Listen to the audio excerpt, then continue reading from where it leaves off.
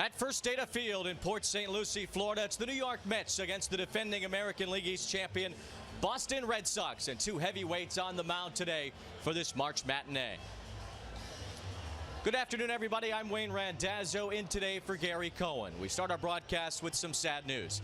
Iconic SNY and Mets baseball television director Bill Webb has passed away after a long battle with cancer at the age of 70. Bill's contributions to the franchise extend back more than 40 years, and he changed the way that the baseball landscape was viewed on television. Along with that, Bill left an indelible mark on everyone that he worked alongside and mentored throughout his illustrious career. Moments before the game here today, a moment of silence at First Data Field. Ladies and gentlemen, at this time we ask that you stand for a moment of silence in honor of Bill Webb. Webb was a television director for Mets games for nearly 4 decades. He sadly passed away yesterday after a long illness. An innovator in his field, Webb directed 17 World Series, earned 30 national Emmys, and was a member of the Sports Broadcasting Hall of Fame.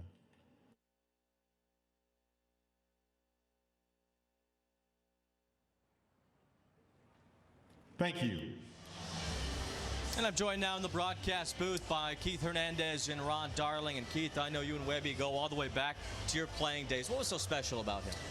Well, Bill, number one, was a terrific director, and all of his Emmys are proof of that. But just a terrific guy. I broke into this business with Bill as director of the Mets. I knew nothing about what I was doing up here, and other people were involved, but Webby kind of showed me the ropes and got me going in this industry. I'll never forget that. As a player, he was the director of the Mets when I got traded over in '83. And, you know, you'd always see Bill. I've had more than a few after-game cocktails with him, and just one of the guys. And it's very rare that someone in the production part of the game to be able to become friendly with the players, and Bill was that. He flew on the plane with us. We always chatted with him. What I'll miss most about Bill, and we've lost really a great guy, there'll never be another one like him, was in the middle of broadcasts, his sense of humor. And I will miss that most of all, and rest in peace. Bill Webb, of course, has worked at SNY the entire time that they've shown Mets baseball. How did he specifically make you better as a broadcaster? Well, Bill was always tyrannical a little bit. When I first came in, he said, "Now you gotta follow the camera." So which means he was like the conductor trying to get me to follow his lead. And I found out later people would say, "Well, the director's supposed to follow what you're talking about." But it was a good middle in a play in between. There were just things I didn't know. I would stutter, talk too fast. Bill would be a calming influence in the truck to me. Just so helpful. And let's not forget, Ralph Kiner was in that booth. Those were two legends right there that were there for me, that got me going in this business. And Ronnie, I know in a lot of ways, Bill Webb was like a second father to you. Well, he really was. You know, I'm lucky enough that I still have my parents, you know, so yesterday was the saddest day of my life. I cried like a baby. I haven't cried since I was a kid. And, you know, I was trying to think how to explain to our younger viewers what Bill Webb was all about. I know that they have this word, GOAT, greatest of all time, and it's very debatable for most people. It's not debatable for Bill Webb. He's the greatest director of baseball in the history of the world. And he did it, like Keith said, in so many different ways. He was a brother to me, a father figure. Boy, I love him dearly. I'm going to miss him so much. You did some TV before you came to the Mets. So what were some of the things that he did to help you along in your career as you started to get back to your hometown team and be able to get on these Mets broadcasts? You know, Wayne, what he did, which was remarkable, he had the ability to, after a game, sit with you.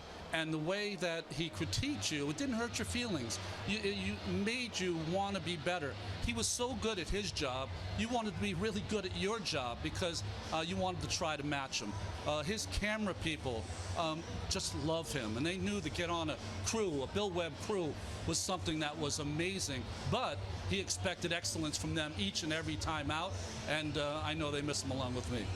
Bill Webb was a cornerstone at both SNY and Fox during their entire histories of showing baseball on television. He directed 17 World Series, 20 League Championship Series, and 18 All-Star games. And incredibly, along the way, Bill Webb earned 40 Emmy Awards along the way to an industrial career that started way back in 1971 at WOR-TV. We'll all miss Bill Webb.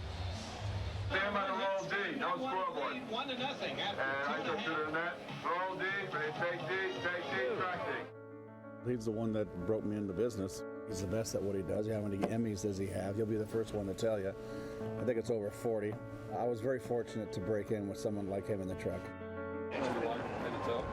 I will always hear Bill's mantra that nothing is more important than the game. The game comes first.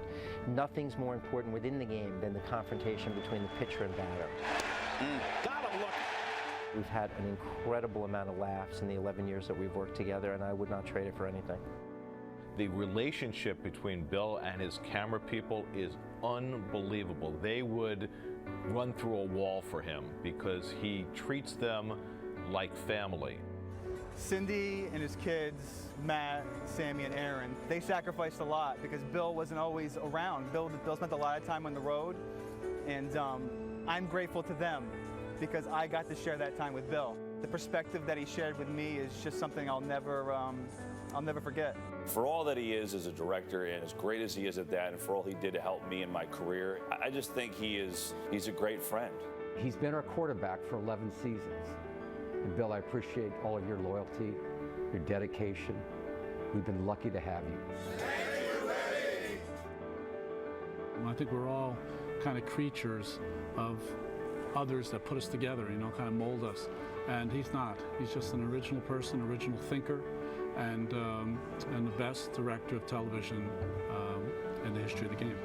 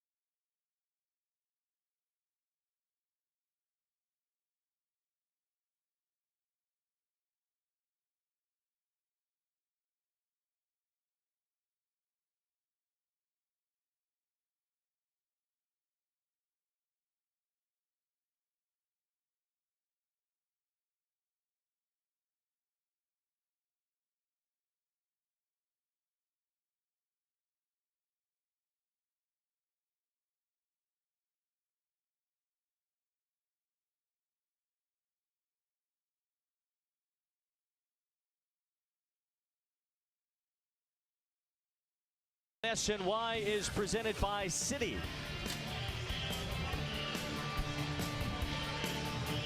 New York Mets baseball on SNY, brought to you by Citi, proud partner of the New York Mets. By Empire City Casino, Manhattan's closest casino. Game on.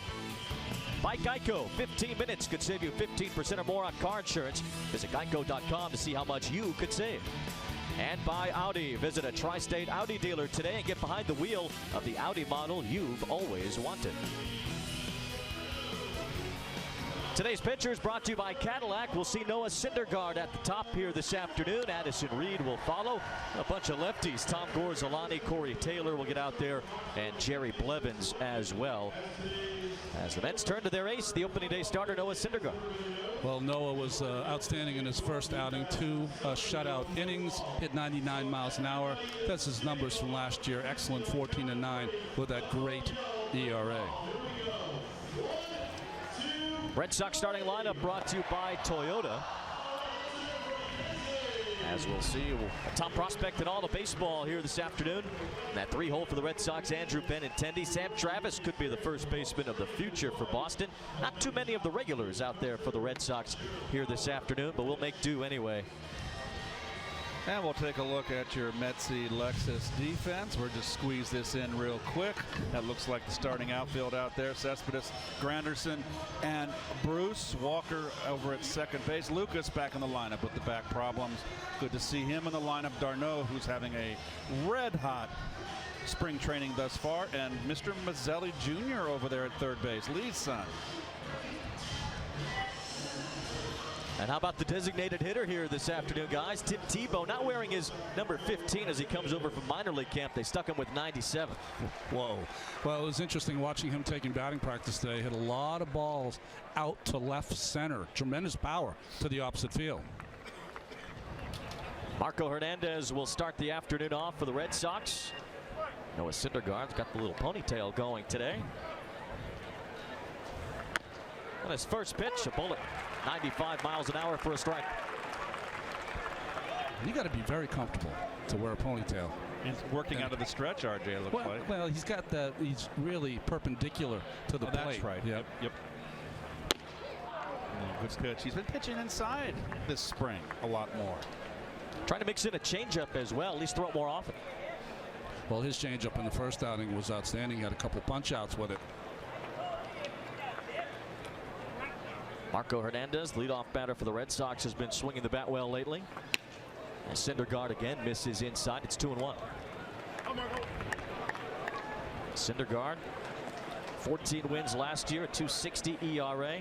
Among the league leaders in both ERA and strikeouts. Also, the fewest home runs allowed per 9 innings in the major leagues last year.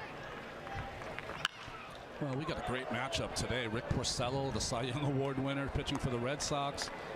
This is what you start to see as you get closer and closer. Well, we're not close to the beginning of the season, but we're starting on the roll. Still got a ways to go.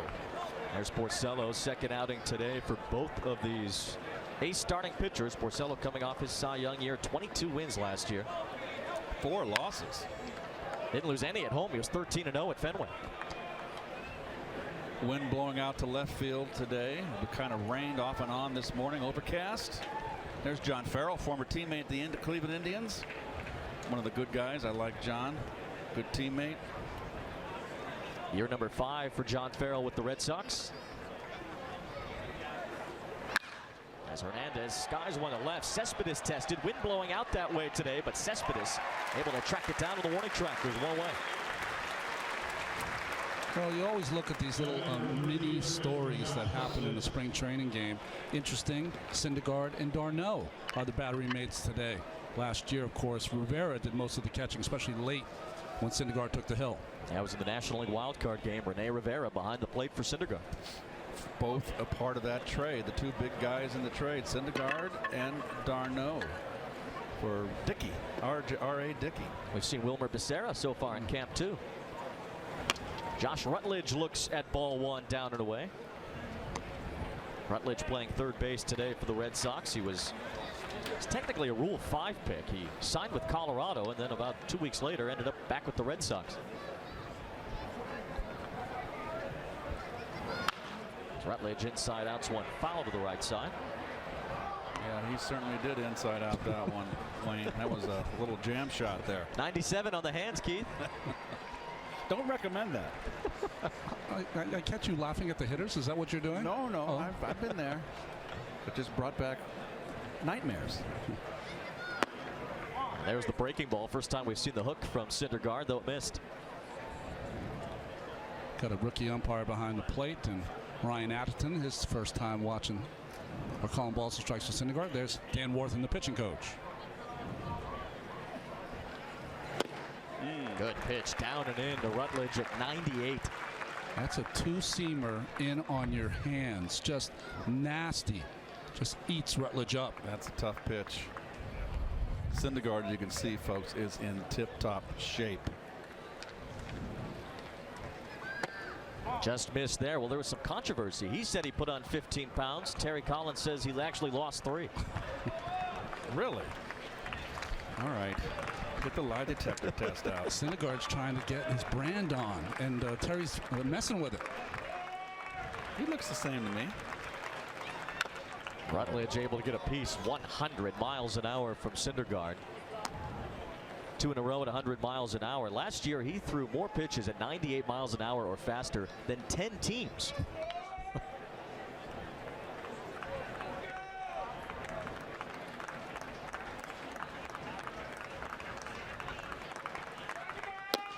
That's ball 4 on the payoff pitch. Syndergaard missed low and away. Took something off, it looked like, a little bit. 94 on that one.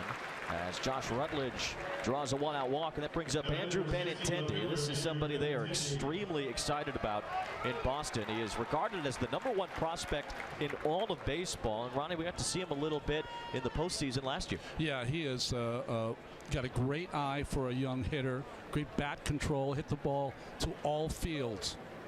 See no shift against a Benintendi.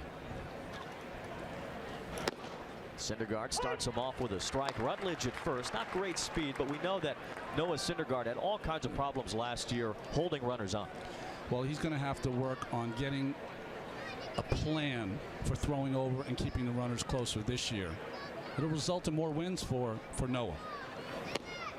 Ronnie, a little slow to the plate. A little slow. He's got a leg kick slow. Most big right-handed pitchers have a hard time holding runners on. See the 48 stolen bases allowed. Even John Lester, with all his throwing problems, 20 fewer.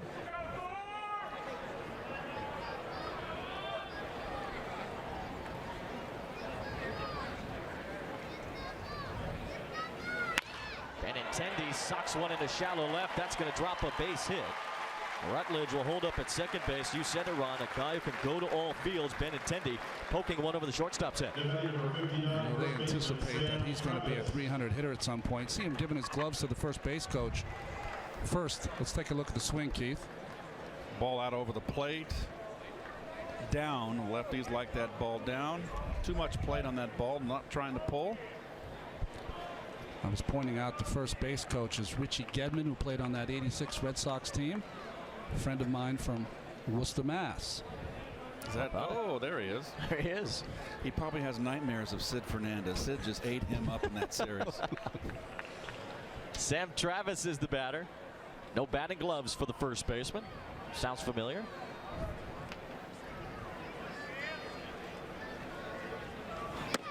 Syndergaard starts him off with a strike. Travis has hit above 400 in Grapefruit League play over the last 2 years. He's been somewhat of a spring training hero. Second round pick out of Indiana. He used to protect Kyle Schwarber in that Hoosier lineup.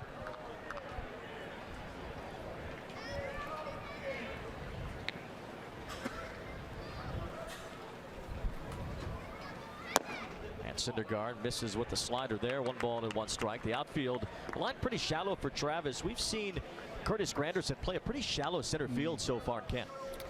Extremely shallow, and really Cespedes, with the wind blowing out to left today, is playing a little bit, almost an average left field, but in a little bit. He should probably get back a tad.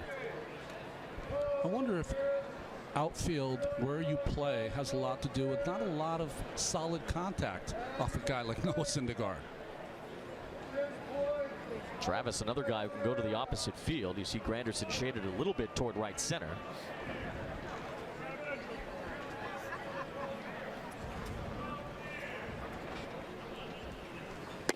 And Syndergaard pops the outside corner to get ahead of Sam Travis. Travis, a Chicago native, went to Providence Catholic High School in the Chicago area before taking off for Indiana. He missed most of last year, had a torn ACL, got hurt in a rundown. They feel like he's going to be the first baseman of the future in Boston. And Syndergaard now goes to an even count. 2 balls and 2 strikes. We've seen Noah nibble a little bit here in the first. Yeah, it's interesting. His control is just a little off. Yes. All fastballs and sliders. He has not thrown one slider for a strike yet. We've only seen 1 curveball, no changeups.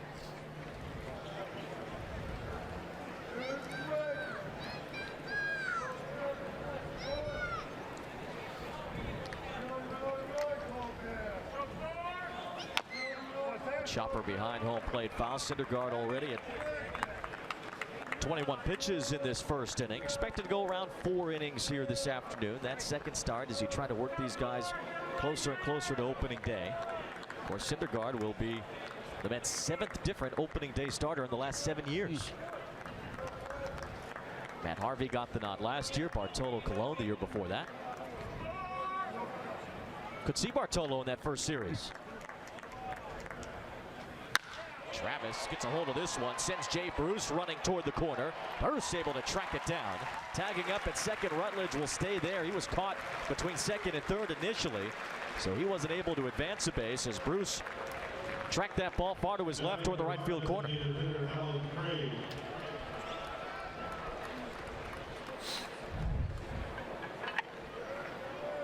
Well, initially you might think he can get over his head. Got a little bit too far off the bag there. At 2 outs.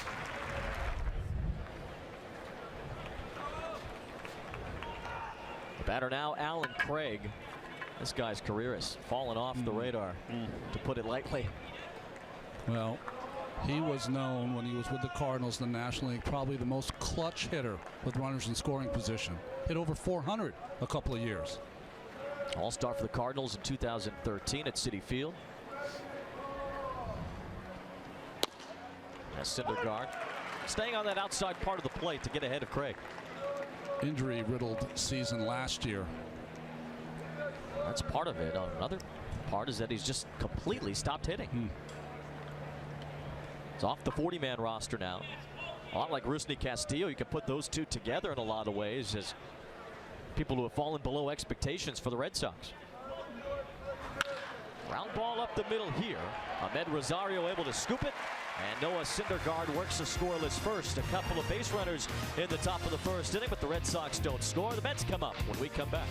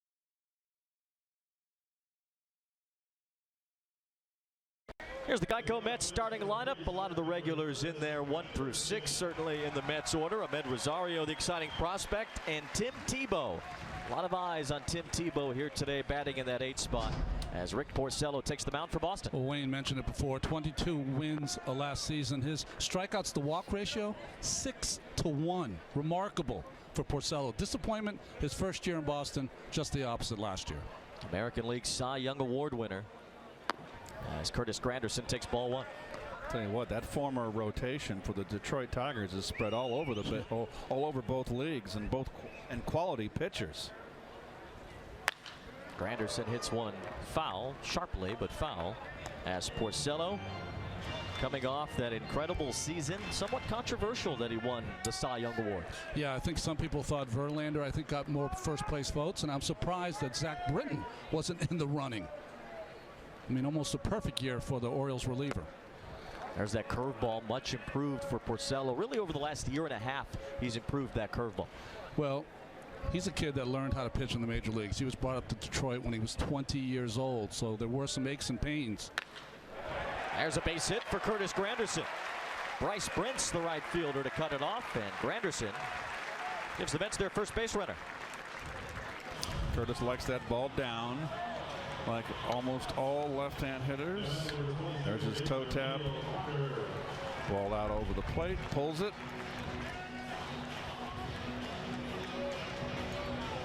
Neil Walker will be the batter now. 23 home runs for Walker. I like Walker in the 2-hole. He can hit in that 2-hole. Switch hitter. Handles the bat. Professional hitter. I think we'll see a lot of them there, Keith. Good situational hitter. Got that qualifying offer to bring him back on a 1-year deal.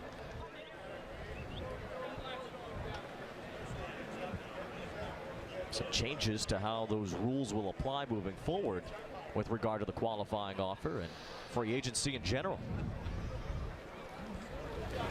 Because of the new collective bargaining agreement. Teams won't have to give up draft picks anymore, and I think that will certainly help the players as far as getting contracts and getting more interest early on. Yeah, some players were almost not even looked at because they had a draft choice attached to them. So good for the players.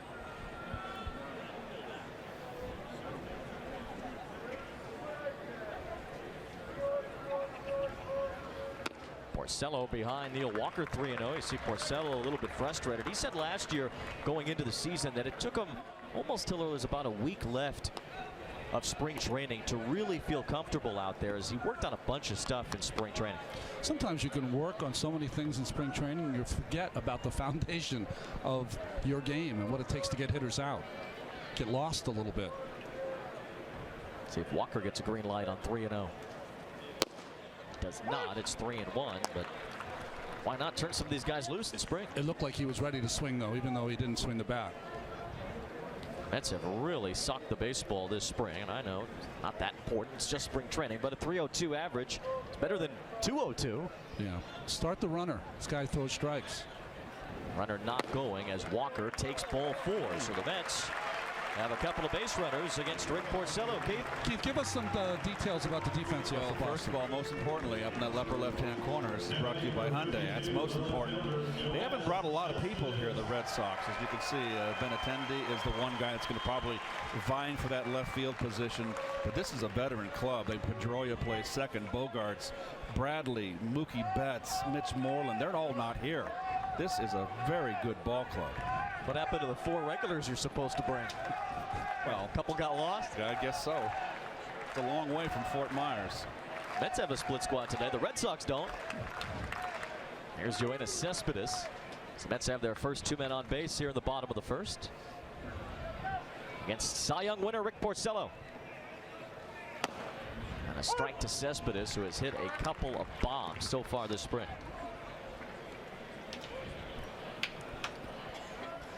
Funny thing about Cespedes, with all that power, we've seen some long homers so far this spring. He's only hit 1 in his career that's gone 450 feet. Not really known for the Titanic blast. Yeah, but the exit velocity is outstanding. Exit velocity, you've been studying.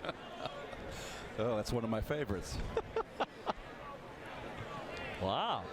I don't have anything prepared for that. I wasn't ready. Guy has great exit velocity. He struck out 200 times, but when he hits it. I was told to leave exit velo at the door. 2 balls and a strike now on Cespedes.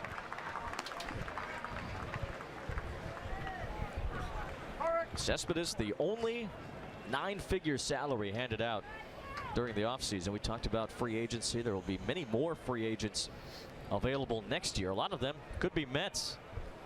Mets have a bunch of key free agents potential going into 2018. Cespedes, it's a high fly ball. Doesn't look like the wind's going to get to this one. Benintendi settles under it, and there's 1 down. Oh, Anderson tagging. He'll go to third as the throw from Benintendi went into second base. Very cagey, Mr. Granderson.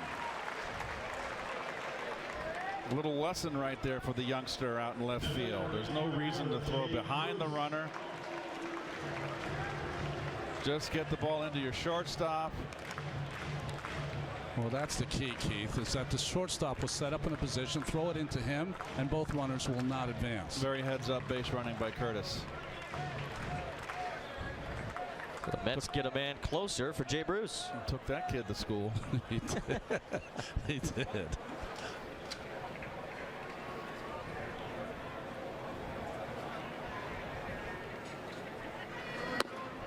Jay Bruce looks at a strike. Well, you know, Granderson's been a great mentor to the young Mets outfielders. Now he's helping out the Red Sox outfielders, giving Andrew Benintendi a lesson for the future. Bruce 3 for 9 this spring. All of his hits are singles. He has an RBI.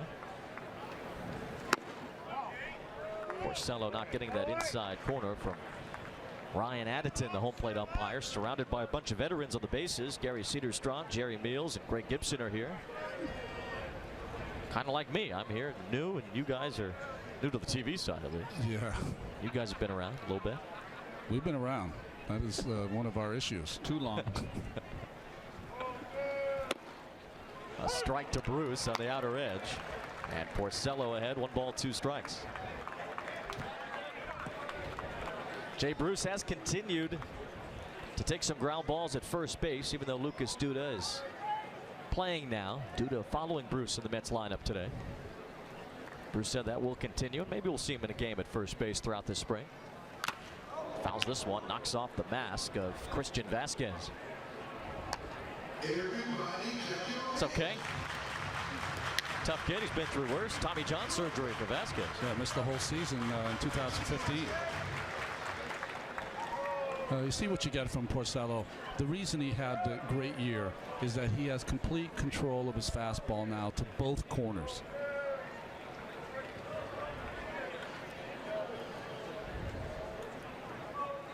See what he goes with on 1 and 2 to Jay Bruce. Just missed a little bit low with that fastball. Ron, how long does it take to really feel comfortable on a major league mound? Yeah, it takes a while, especially with that fastball command, because, you know, when you're working on the side, you have some adrenaline working, but not the adrenaline you have once you get into a game. And you've got to learn how to harness that within a game all over, every spring training.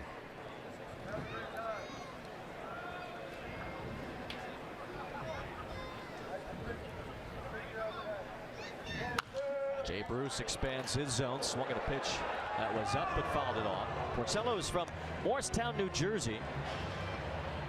Went to Seton Hall Prep. Much heralded college pitcher. High school pitcher at Seton Hall Prep and #1 pick of the Detroit Tigers. You notice him shaking his elbow a little bit, Ron? He is. That's interesting to see. That misses inside. It's 3 and 2. Porcello has been extremely durable. He's made at least 27 starts every year of his career to this point. Well, both headline pitchers here are struggling with their command. Not missing by much, but just not quite making the out pitch when they need to make it. And we saw Syndergaard go above 20 pitches in the top of the first. Porcello at 20 right now in the home half. Runner goes. And a foul ball off the bat of Bruce. Still 3 and 2. You know, on the 2-2 pitch that Porcello thought was a strike, in pitcher's speak, he got the ball and walked behind the mound and came back to the mound. What that means is that rookie umpire, that's a good pitch, don't miss it. We've seen both pitchers who normally throw a lot of strikes be about half and half with the strike zone so far in this first inning. Walker was running on the last 3-2. We'll see if he goes again. He is. Bruce takes the strike, throw down to second. Walker's in a rundown. Granderson coming home. He'll score. That run will count as Walker gets tagged out, but Curtis Granderson stealing home as Neil Walker got himself in a rundown. Christian Vasquez throwing down to second base, and the Mets steal a run here at the end of the first inning. Curtis Granderson's leadoff base hit turns into a score for the Mets. It's 1-0 after 1.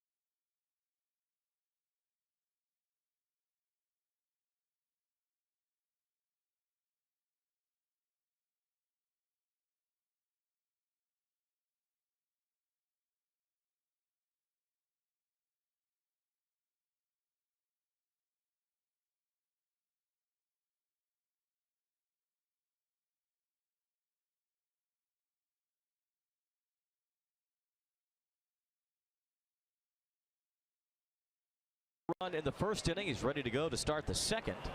And Rusney Castillo looks at a strike. It's 0-1. Castillo, you see his year at Pawtucket. That's not what the Red Sox paid for. They give him $80 million? 72. Okay. 7 years. Really? Well, I think that's the difficult thing, isn't it, guys? Is that, you know, for every Cespedes that you sign who turns into a star, there's guys that have much acclaim, like Castillo, that it takes them longer to figure it out. Might be taking too long. He's off the 40-man roster now. He's got a long swing. Well, that's been the big rub on Castillo, is that his swing is just too long. He hasn't really been able to cut it down. He's been good so far this spring, but that huge contract that he signed at the end of August really cost Ben Cherington his job ultimately. Good breaking ball. Ahmed Rosario waits for it. Strong throw. And out at first is Castillo. Good play by Rosario, waiting on that ball and had just enough time to throw out the speedy Castillo.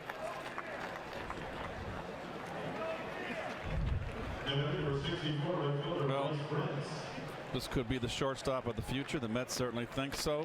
Displaying a strong arm, a quick release on the Baltimore chop there. He had to get rid of it quickly. Good footwork. A lot of young players you see today field that with their bare hand. He did not. Good to see. Yes, agreed. Bryce Brentz looks at ball one. That's what Buddy Harrelson was, a former New York Mets shortstop. I don't have to tell you folks out there. Buddy was just always so sure-handed and two hands. This ball hit well. Bruce going back for it. And it's off the wall. Extra bases for Bryce Brentz. And Syndergaard allows a double.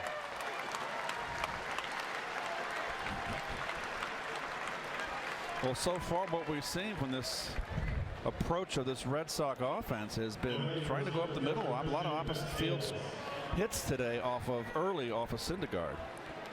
Good pop by both Travis, the first baseman, and here Brents. And the wind has died a little bit, so the ball is going to be carrying a little more to right field.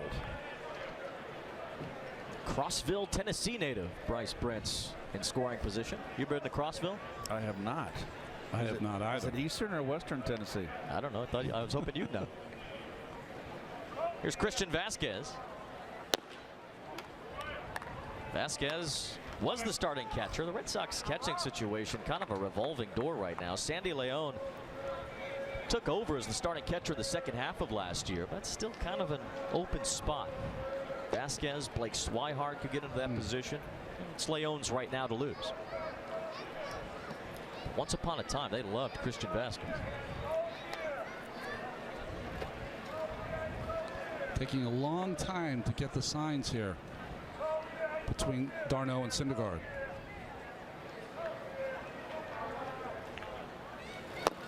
Notice Syndergaard holding on to that ball from the belt a lot longer, Ron, mixing up his rhythm as far as when he goes home, and wondering if that is getting him out of his rhythm, RJ. Yeah. Remember, they stole his pants blind last year. He's going to have to hold runners on, because that's not going to change.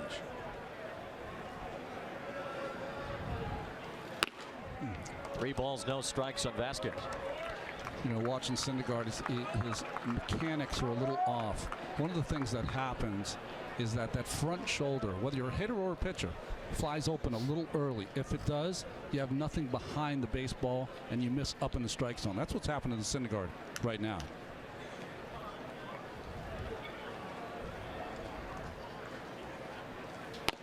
Gets that one over, but pitch count starting to rise for Syndergaard. Here's the simple motion, takes the ball straight back. That's a proper way to do it. You don't want to cup the baseball behind you. Takes it straight back out to second base.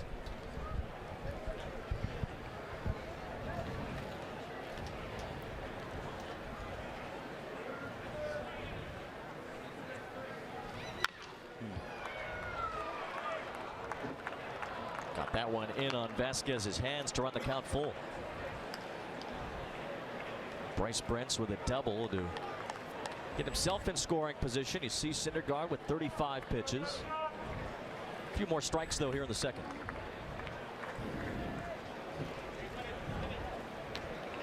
Number 9 batter, Devin Marrero, will bat next.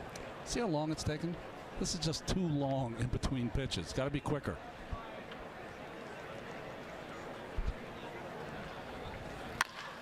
Right back to Syndergaard. Runner stuck between second and third. Close. L.J. Mazzilli, the third baseman, tags Brents for the out.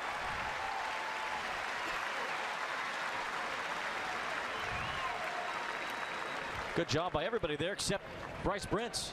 Yeah, some mistakes by the Red Sox early in this game. Nice stab by Syndergaard. Now the one flaw here is keep your eye on the shortstop, Rosario. He's got to close here on the runner. Don't hang back. Look at, you got the backup, Walker, behind you. Second base is covered. You want to close and pinch that runner, and don't take away all that space for him to get caught in a rundown. Even though it was a successful rundown, the back runner did not advance. Devin Marrero looks at a strike on the outside corner.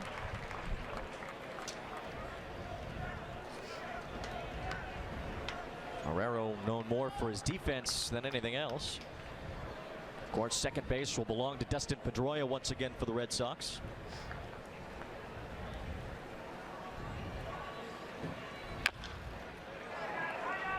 John Farrell saying before the game that really now it's Pedroia's team. Yeah. David Ortiz not here anymore. He's retired, so Pedroia becomes that next leader in the clubhouse.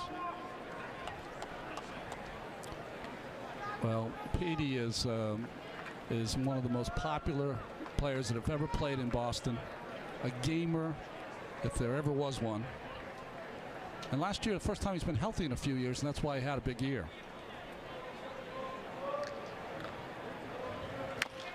Syndergaard took something off there. And Marrero way out in front of it. Red Sox, a team that expect to be at the top of the American League East. They've never won their division 2 years in a row.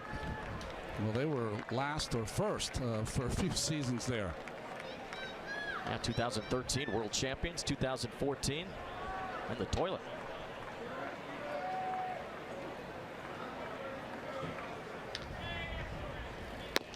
Strike 3 called on the outside corner. Good pitch there by Noah Syndergaard as he racks up his first strikeout of the afternoon to send down Devin Marrero. Mets have a 1-0 lead after an inning and a half in Port St. Lucie.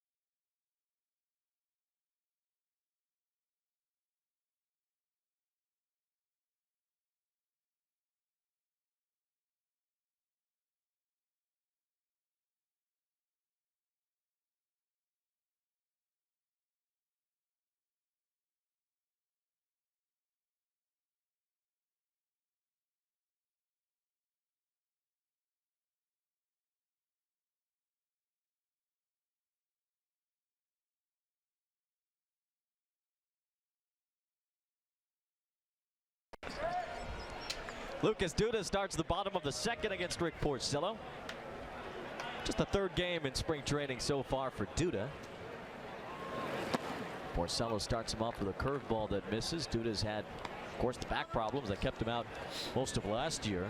Needed some cortisone in the hips. That doesn't sound like it's painless. Huh. It's this ball well. Benintendi going back. Turn around a little bit, but Benintendi finds it on the warning track. Very nice recovery. Allowed out for Lucas Duda. Well, he's got that green monster over there in Boston. That's off the wall in Fenway, Ronnie. Yeah, he's playing that off the carom, but he's a real good athlete, an exceptional outfielder, and he made a tough play look easy. Got turned around. Piece of cake.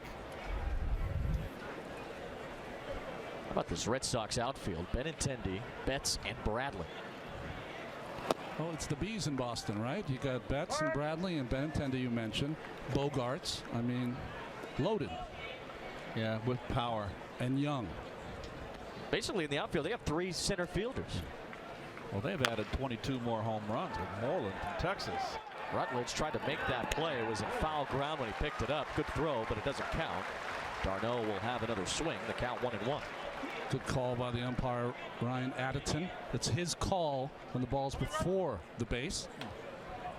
Good hustle. You hope to get it right here. I mean, come on. I know we've seen some shaky umpiring last year. Travis d'Arnaud, new and improved. He's had a good spring so far. New swing. Offers at the curveball. Tips it foul.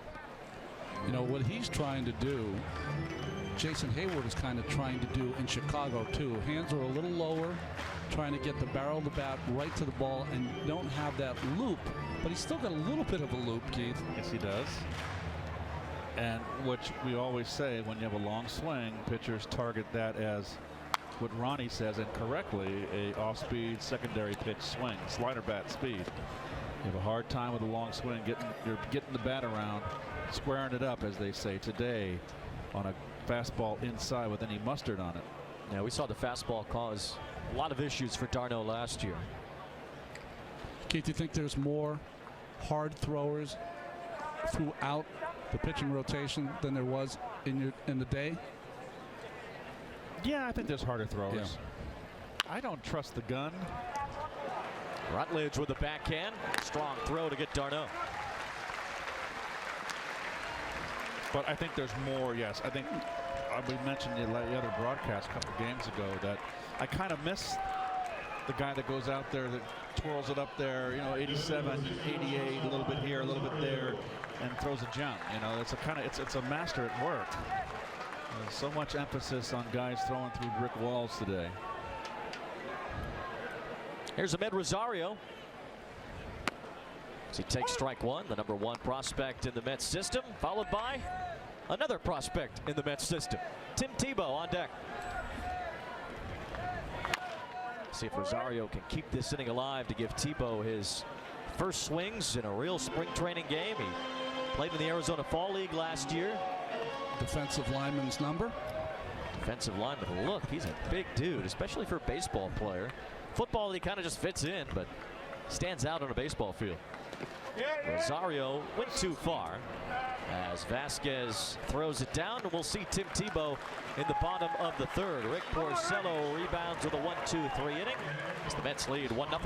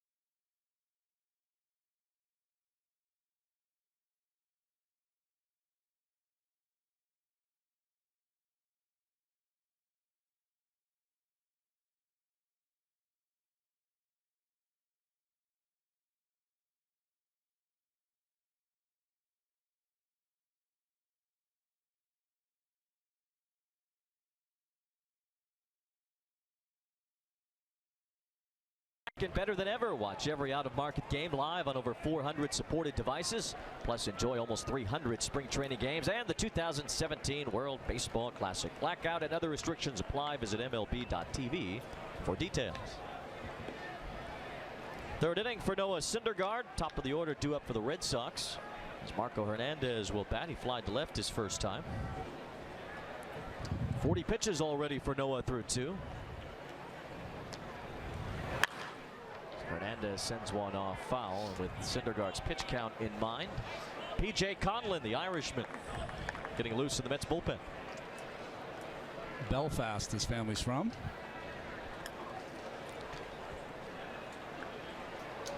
More importantly, top of the third, coffee's here. Very nice. Great job, Chris.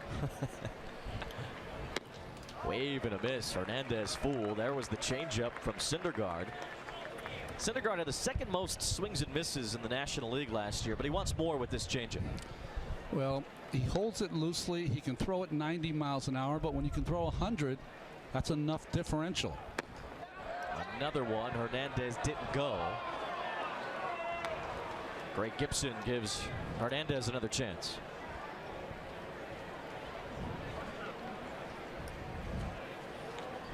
Nice. 218 strikeouts for Syndergaard.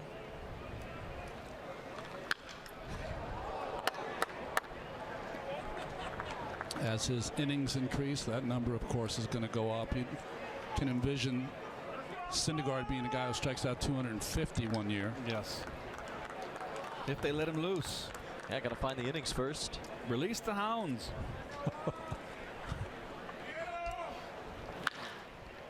Should be easy for Granderson or Cespedes. It's tailing the Cespedes. There's one down. That brings up Josh Rutledge. I heard somebody say that if Syndergaard, Matz, DeGrom, and Harvey could just combine for 700 innings, that the Mets would win the National League East. Who said that? It was Dan Plesac who said that. Okay. 175 apiece if you divide it up, plus whatever Zach Wheeler gives you, as you see Wheeler in there. I mean, I expect more, but I know what Danny's saying. What he's saying is that they're healthy and they're making their starts all year long. Right.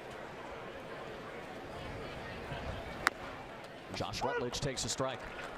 Trying to quantify it. Hey, just give me 15 wins, 14 up on all 5 of them.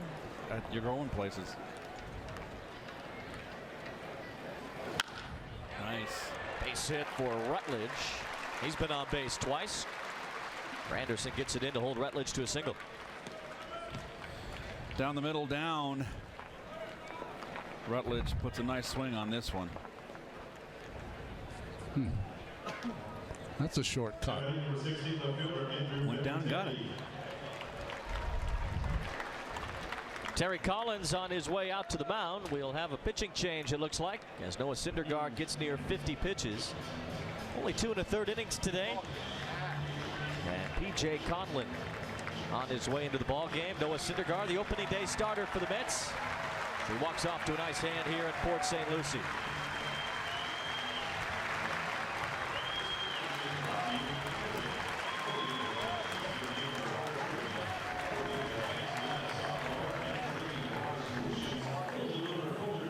FiOS is not cable. We're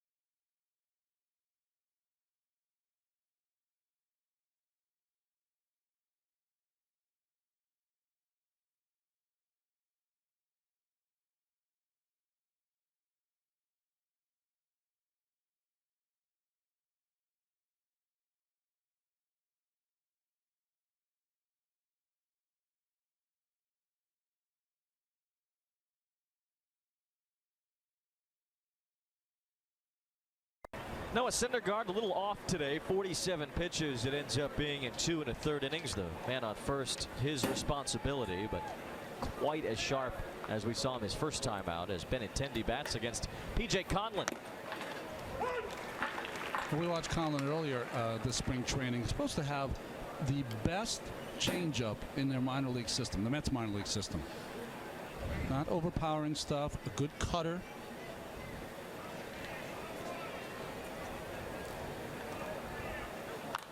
Benintendi fouls one back, and it's 0-2. Conlon with his 12 wins. He was split between Columbia and St. Louis. He only gave up 5 home runs all of last year. It's 142 innings. Yeah, that's his goal, is to keep the ball down, change speeds, and like I said, decent breaking ball, but his cutter's better. Belfast. Jeez. Got out of Dodge, didn't he? Well, the troubles, you know. Yeah.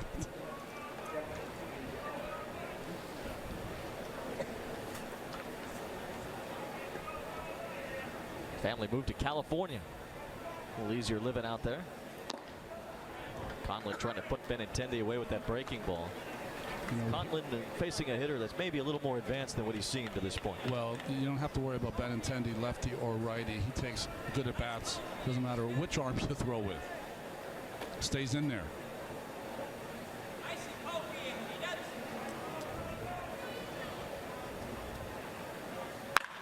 Benintendi hooking that ball foul. Good rip as he got out in front. Can it be difficult for a pitcher in spring training to come out of the bullpen when they're used to starting?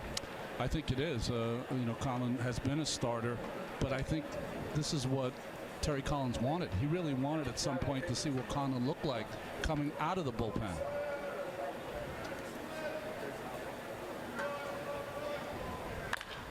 Could be a double play ball here. Walker to Rosario to Duda. 4-6-3. And P.J. Conlon helps Noah Syndergaard get out of the top of the third. Neil Walker with the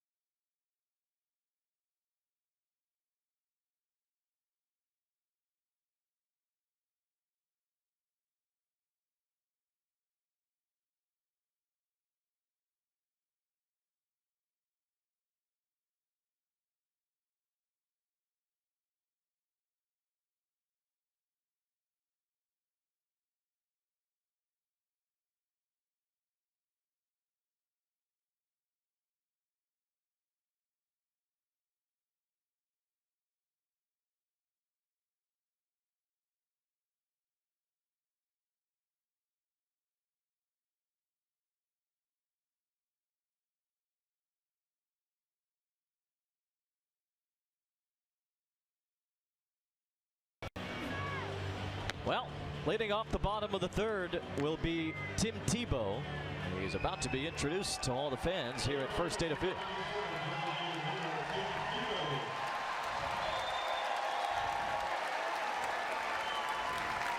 Well, quite a remarkable collegiate career at the University of Florida Gators. He's been working with Daniel Murphy a lot during the offseason on his swing.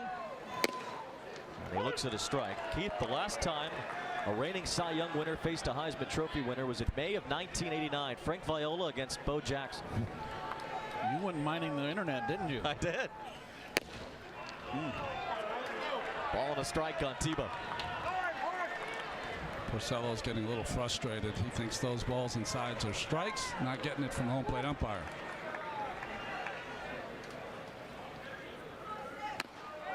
Porcello getting the fastball by Tebow. Well, he kind of dips a little bit with the legs, kind of falls back on his back foot. And he looks at strike 3 called. That one catching some of the outside corner. Tim Tebow with a friendly word, I'm sure, with Ryan Addison. Well,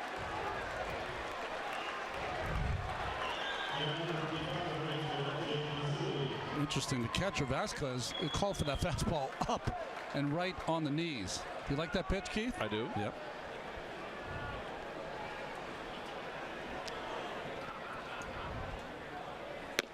L.J. Mazzilli looks at the strike. Tim Tebow's welcome. About as you'd expect against a pitcher the caliber of Rick Porcello. Well, he asked the umpire if it was low, and we had the angle there. It was on the knees. That's hit hard. A base hit for Mazzilli down the line. L.J. Mazzilli has extra bases, a 1-out double. The Mets have their second hit.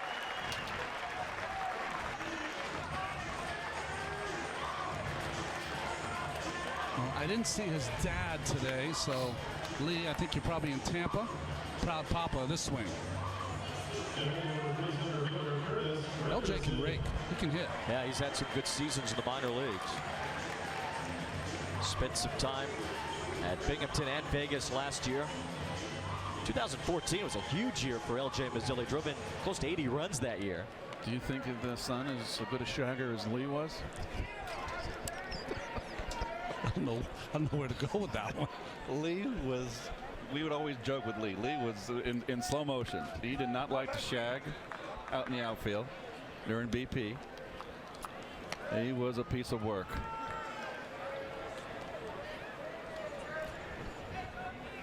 Lee filled out that Met uniform. If you remember, he was a speed skater. And he would wear those pants extra tight. Made the girls swoon all over Flushing. Must have been his work during batting practice.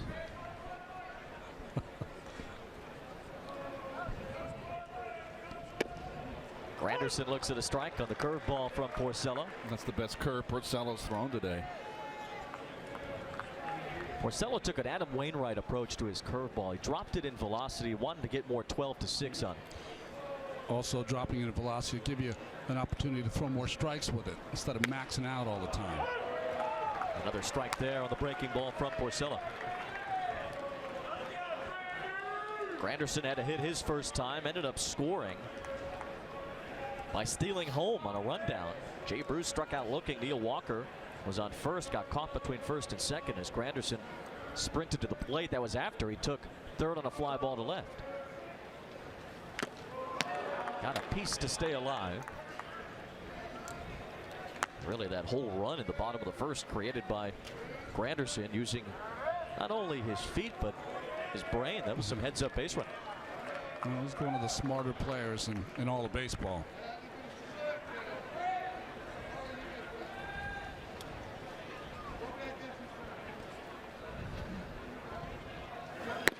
Porcello dots the inside corner.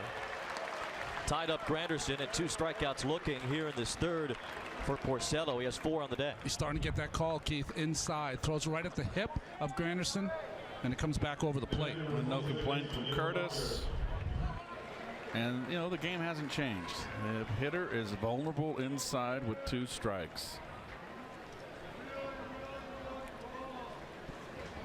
Really a good pitch. He pitched Curtis tough that time. Here's Neil Walker. He worked a walk his first time. Goes after the curveball, trying to loop it in down the left field line. But it's out of play. L.J. Mazzilli back to second after his 1-out double. Tim Tebow led off this inning by striking out looking. A little bit of an anticlimactic first at bat for Mr. Tebow, but many more to come.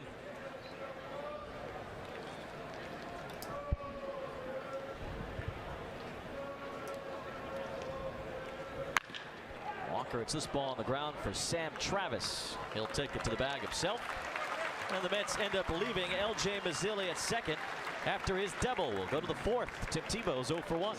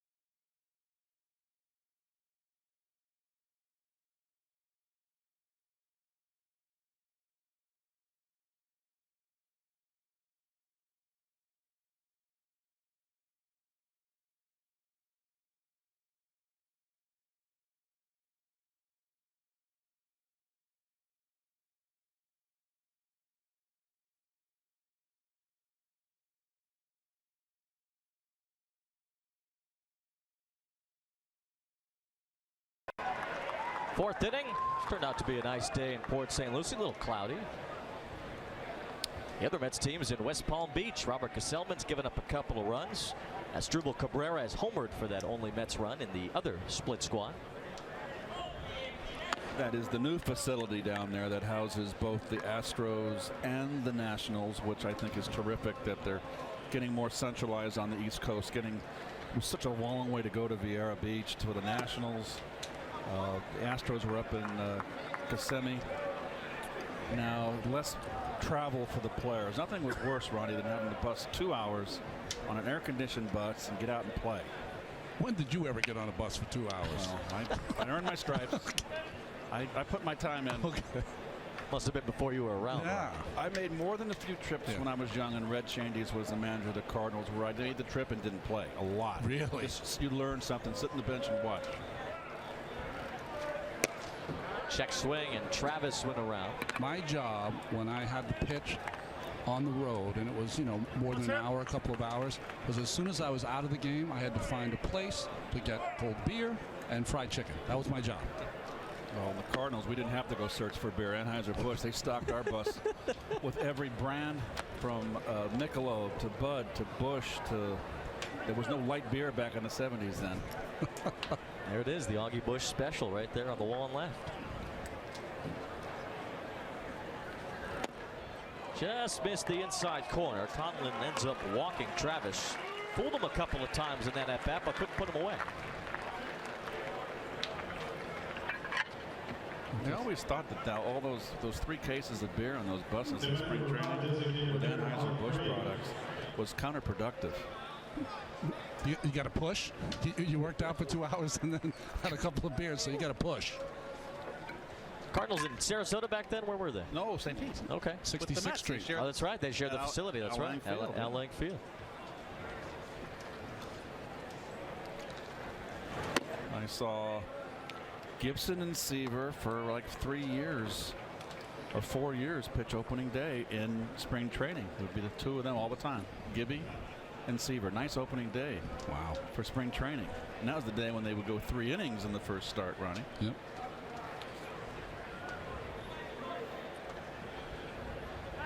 Conlon with a check on Sam Travis at first.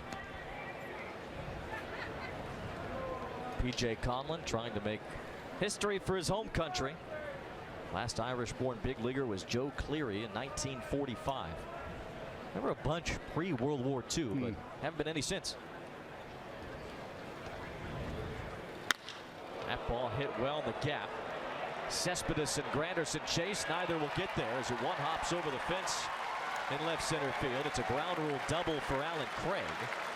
Sam Travis just trotting around the bases for show. He's going to have to go back to third. There's that Alan Craig stroke. Belt high out over the plate. Too much plate. I think it was a high changeup, Keith, that Craig jumped all over. Now Rusney Castillo with an RBI chance. Red Sox with a walk and a double to start this 4th inning against P.J. Conlon, who got a double play ball to get out of the 3rd after Noah Syndergaard left the game.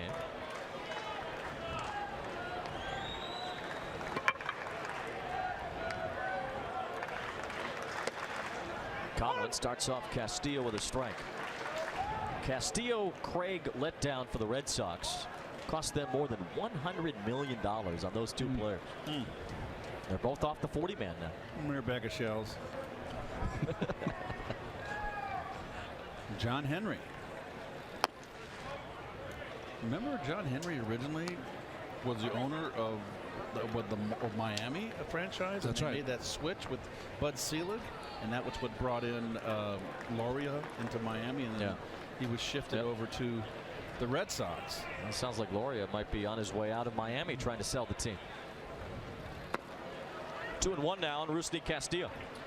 Well, the ownership group of the Red Sox has done a fantastic job. That experience at Fenway Park is second to none. Almost 3 million people last year came through the gates at a small ballpark.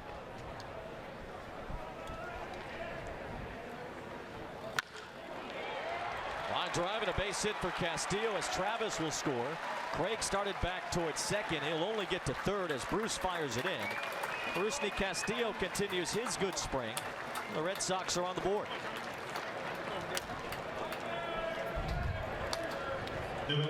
Another opposite field hit here.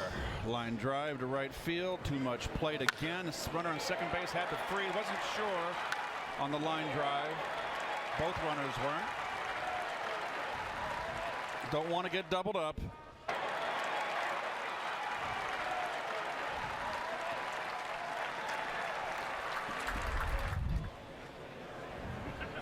Now Bryce Brentz will stand in. He doubled his first time off of Syndergaard.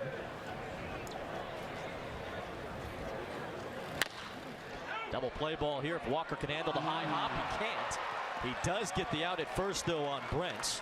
Alan Craig scores, and it's 2-1 Boston.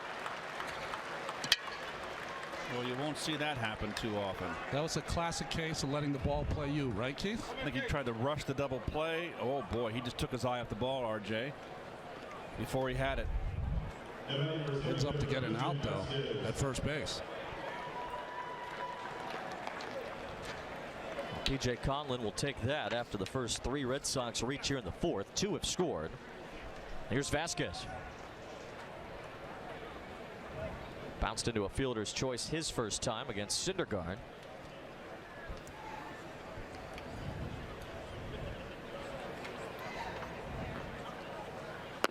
We touched on it earlier with Vasquez, Ron, but Tommy John surgery knocked him out in 2015. You don't see that surgery too often for position play. But you know, the one that's going to affect second to a pitcher would be a catcher because of the difficult throws that you have to make behind the plate.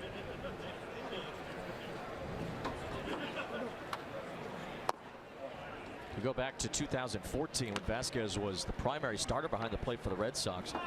He threw out more than half of the base runners that tried to steal against him. That percentage dropped way down last year as he tried to come back from Tommy John.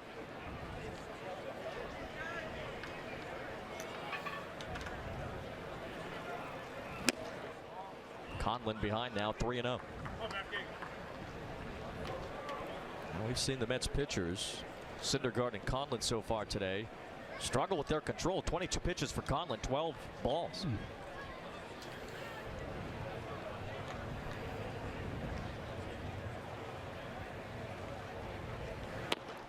Yeah, it took Noah 47 pitches to get 7 outs as Vasquez walks there. Tomorrow, as the 2017 NFL year officially begins, the crew discusses the Jets' early free agency moves, plus what's next for Mike McCagnon and his plans to round out the 2017 roster on Jets Nation free agency special tomorrow at 4 p.m. only on SN1. There's a former New York Jet right there. I don't know. Nation? Jets have a way to go before they have a nation. That's just the name of the show. Oh, okay. I mean, come on. Tim Tebow is a nation of fans behind him. Former Jet, now a Met. That's a first.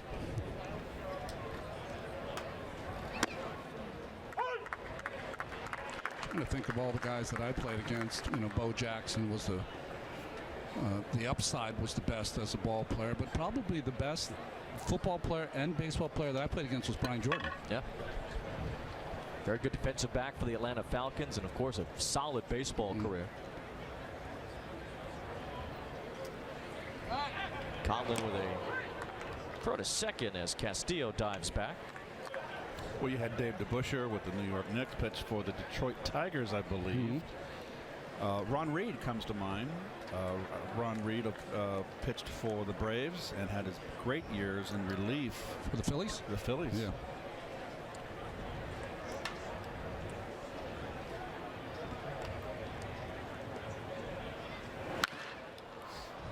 0-2 on Devin Marrero. Of course, when it comes to 2 sports stars, you can't forget about Dion.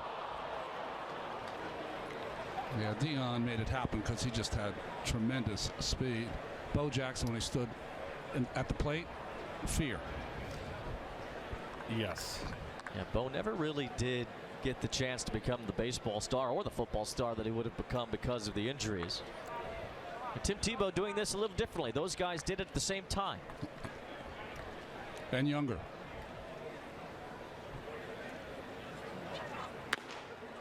1 ball, 2 strikes on Devin Marrero. Remember when Michael Jordan was trying to play baseball after his the first half of his basketball career.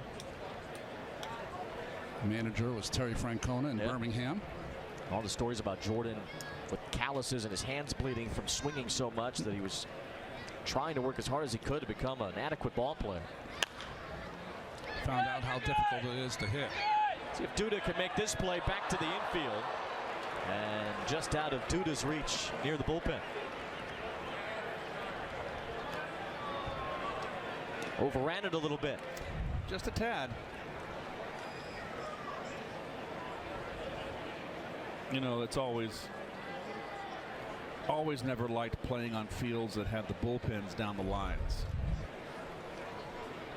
You got bullpen guys, not in that case, but you got guys scattering out of that bullpen. You got the mound that's elevated. It makes that's Wrigley Field comes to mind, Ronnie. Wrigley not going to have that anymore. That's right. They're taking him out. Yeah, they're going to be under the bleachers now. Runners are going. Pitch is inside, and it's a double steal, plus the ball's in left field. Rusney Castillo will come home. The ball hit off of Mazzilli's glove. And the Red Sox turn a double steal into another run. That's got to be an E5 right there in the advance home. Good throw would have had him. Might have had him. It's almost like Mazzilli took his eye off the ball trying to have a quick sweep tag.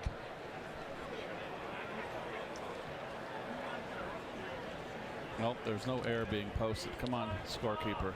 Wake up. We're here. We got to work. There you go. Very good. There's the error. We still don't know who it's on. That'd be E5. That was not a bad throw. Right, Ronnie? Yeah. Rosario able to get to that one. Sets his feet after his spin and retires Marrero. Good play. Got some serious range. Very smooth glove. Showing to me soft hands, good hands. This is smooth as silk. Very nice.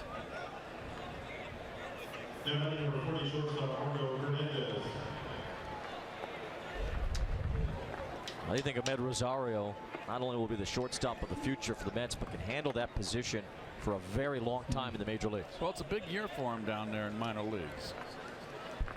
He'll be in AAA. And if he hits in AAA, he's a fast track up here, I guarantee you. Everybody hits in Las Vegas. Yeah. This is potentially the last year of Asdrubal Cabrera's contract. There is an option for the following year as Adam Wilk gets going in the Mets bullpen. Marco Hernandez drives in a run. Christian Vasquez scores as that ball moves up the alleyway. RBI double for Hernandez. The Red Sox have 4 here in the 4th against P.J. Conlon.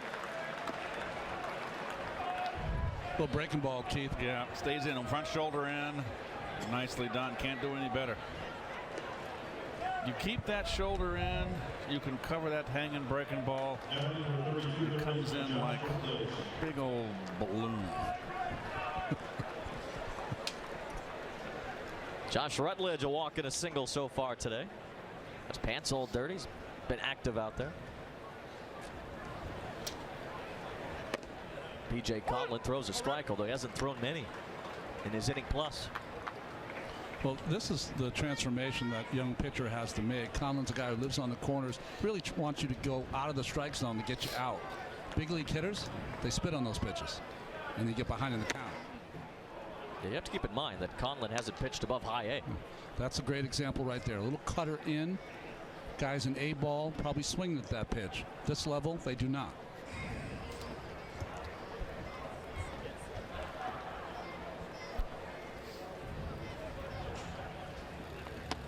Good curve there to get ahead of Rutledge. Rutledge was a guy who probably the best breaking ball he's thrown so far. Location was outstanding there, down and in. Rutledge came up to the major leagues. He had 17 extra base hits in his first 22 games. So he can hit. Hasn't shown a whole lot really since then. Sometimes these guys come up like a house of fire, and then that's the apex of their careers. What makes the quality everyday player is that they take those 500, 600 at-bats, and over the course of the year are as steady can be. Okay.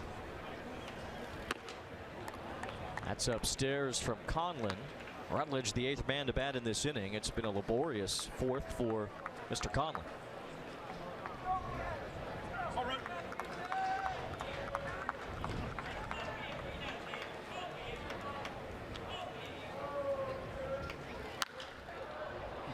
Should be playable for Jay Bruce. And the inning finally comes to an end, but not before Boston puts up a 4 spot. An error in the inning, and P.J. Conlon has the Mets down 4-1.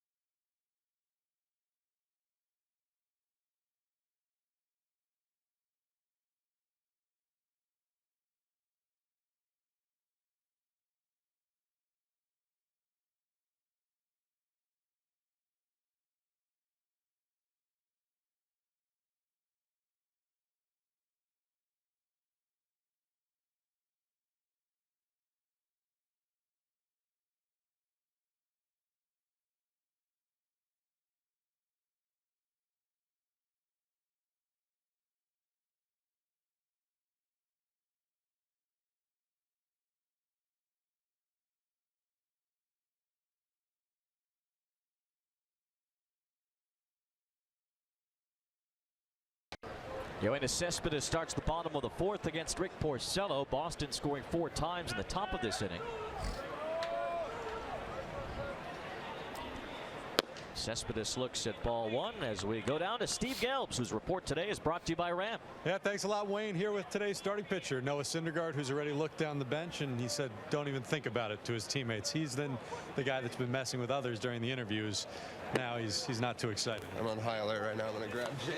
He's going to come to this interview with me. This was pretty smart of you, actually, though, on the day that Robert Gesellman was pitching a split squad game, because you got him pretty bad the other day. I did plan this, yeah. What'd you think of your outing today? Do what? What'd you think of your outing today? I thought it was pretty good for the most part. I'm just trying to fill out some mechanical issues that I've kind of recently noticed what was going on last year. I just want to kind of taking it slow right now, about 85–90%, trying to get a feel for my mechanics and go from there. 85–90%. You've been one to talk often as Cespedes hits that right off of Porcello's glove, it looked like. He'll be on first base, but the medical staff comes out to check on Rick Porcello. So we'll see what's going on here. But no, as you were saying, 85–90%.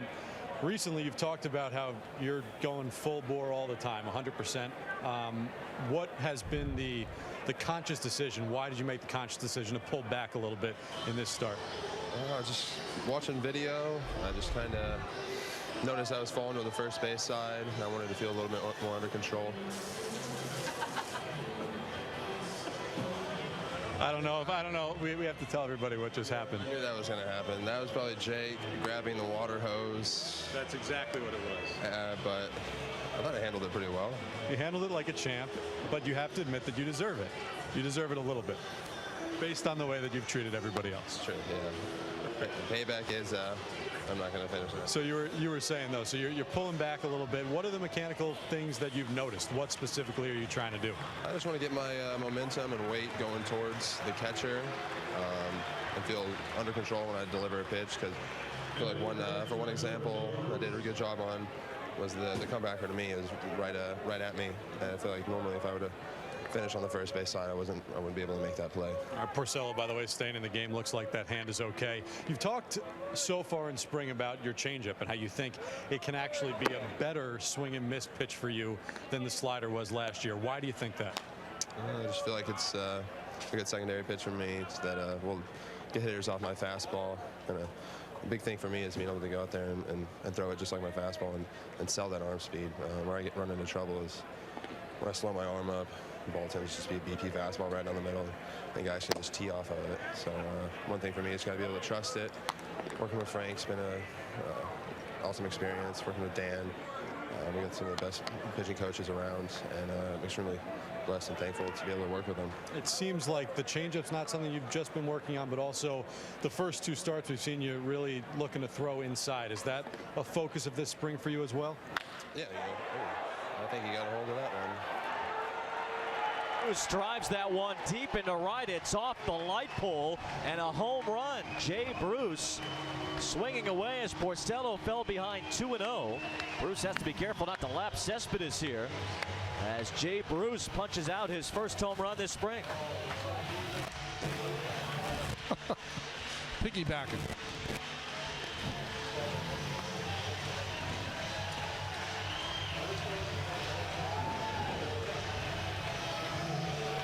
Only thing that wasn't executed well there was that low 10 by Cespedes and Bruce. Fastball out over the plate off the light pole there. And Porcello, since getting hit on the hand on that base hit up the middle by Cespedes. Now Lucas Duda goes the other way. Benintendi won't get that one. And one hops the fence as Lucas Duda has a double. And ever since Rick Porcello got hit on that one hopper off the bat of Cespedes, he's allowed a home run and a double. It doesn't look quite right. And it looks like John Farrell is going to take Porcello out of this game. Fastball down the pipe, outer half, a sinker that stayed up. It's good to see Lucas using left center field. I hope that Rick Porcello is okay. This is Noe Ramirez entering the game for the Red Sox. So the Mets have pulled within one. Fios is not cable. We're wired.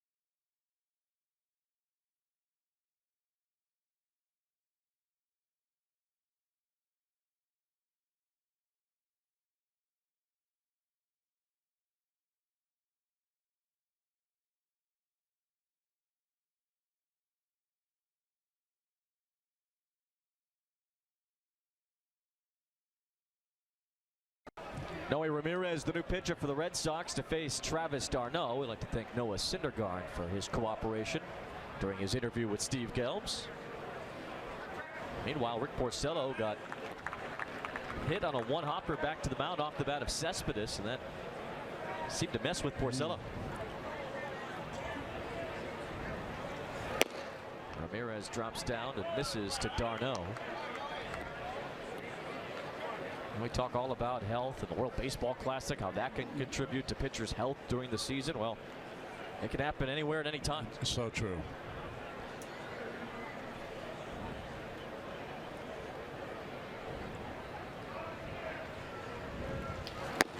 Ramirez misses again.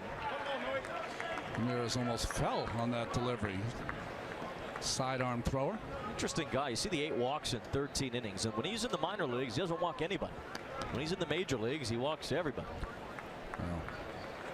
Well, it's more common than you think.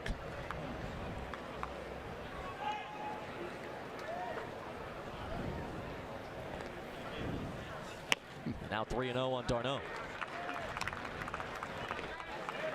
It's interesting when a pitcher throws a pitch to the plate that's a ball. Sometimes they'll look back at the mound like it's the mound's fault. Kind of like a golfer, when he misses a putt, he'll tap down the spike mark. It's a baseball pitcher's equivalent. I'll see if Noe Ramirez can get right with the mound here on 3-0. He did not. 4. One further away than the next, and d'Arnaud's on. But here's what happened to Rick Porcello. So Cespedes batting, and the ball coming right back to him on the bounce. You know, it's interesting. It was Noah was talking about when he followed through to the first base side. He wasn't in a great position. Kind of got off the palm and his thumb. I was surprised, honestly. Once your side gets hit with the baseball, usually he's out of the game. Yeah, really surprising to see him face 2 more batters. And then Jay Bruce hit a home run. Lucas Duda doubled. And here the Mets are down by 1 with 2 on for Ahmed Rosario. Tebow's on deck. This is his spring training debut with the Mets. Might have a chance for an RBI coming up as Brian Johnson throws in the Red Sox bullpen, a left-hander. Coming out to the mound here, Vasquez and Ramirez want to get on the same page. Okay. Keith's into that. First sign after 1. Trying to figure out what to do with the big slugger-looking guy on deck. But Ahmed Rosario at the plate, struck out his first time. Rosario had a tremendous year last year. As Ramirez gets the corner. And that's the final piece for Rosario, is that strike zone discipline. First strikeout he had at his first at bat, went chasing a breaking ball in the dirt. Once he gets that figured out, sky's the limit. He was actually much better last year against right-handed pitchers than lefties. About 60 points better. Ramirez gets ahead 0-2. See what he did at Binghamton. He also started the year at St. Lucie. Not a ton of time at Double-A, just a half season. Only 21 years old. He's always the youngest player in whatever league he's in. That will likely be the case again this year, whether it's Double-A to start the year or if he does make it to Vegas.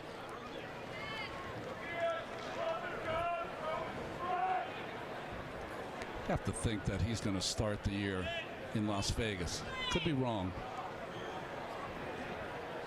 Yeah, 340 at Binghamton. Doesn't seem to have much to prove there. Slow bouncer. It's the shortstop Hernandez. Rosario safe. And the Mets have the bases loaded.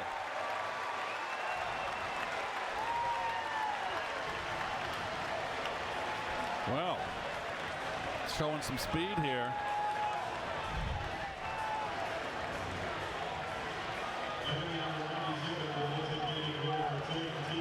I can fly. I mean, that's a routine ground ball. That's showing some trailblazing there. Impressive.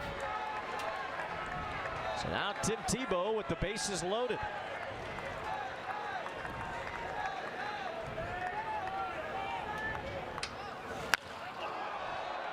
First time he's made contact, and it's 0-1.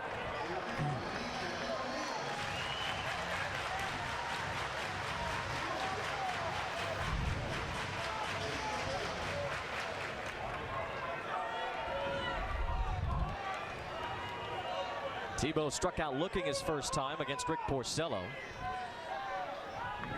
Still facing a major league caliber pitcher here in Ramirez. And he ties him up. Throw back to third due to safe. Vasquez almost picked him off. It was a quick release. Vasquez looks like he's fully recovered. They just asked third base umpire, did Tebow go through with that swing, and he said he did. Now Tebow behind 2 strikes.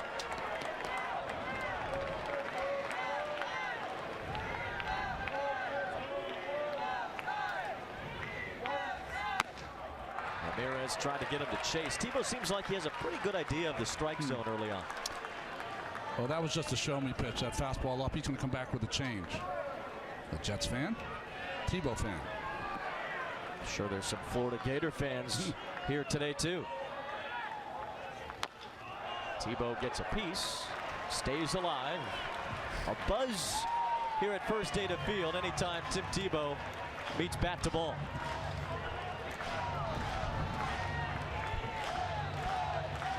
There is interest. It may not float everybody's boat. Go deep. Why not?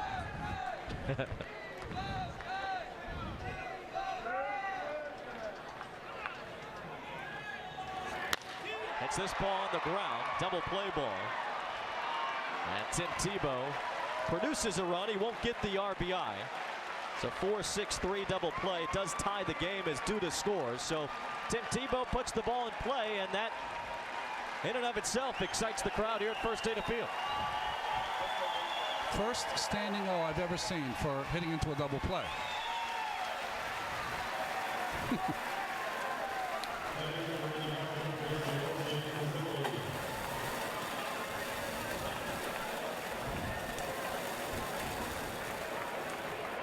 Travis d'Arnaud now at third base as L.J. Mazzilli bats. He looks at a breaking ball for a strike. Mazzilli with a double his first time. Mets have scored 3 here in the bottom of the 4th inning.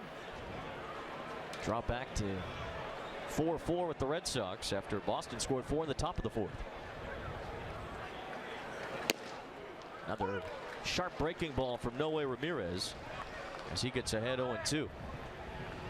Tim Tebow has to at least feel some relief just putting the ball in play. I don't think that's too much to ask from most ball players, but well, you fall behind 0-2. You don't want to strike out. Mazzilli didn't strike out either on 0-2. It's this one deep to center, but playable for Rusney Castillo. And the side retire. The Mets get 3 runs. Tim Tebow got a standing ovation for hitting into a double play. It's that kind of day here in Port St. Lucie.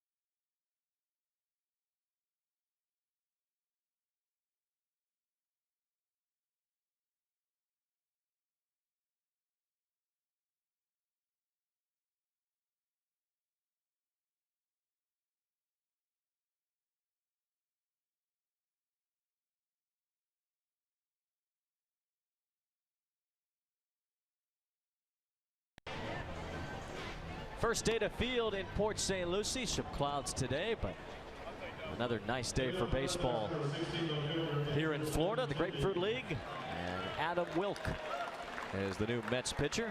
Wilk's been around. He's 29 years old.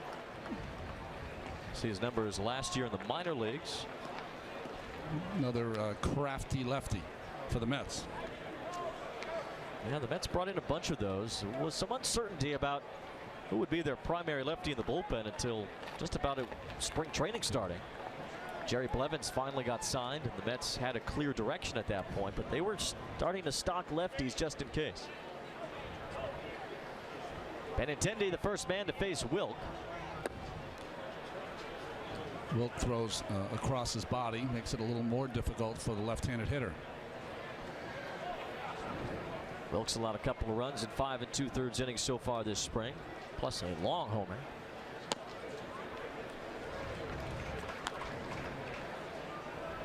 One ball, one strike on Benintendi.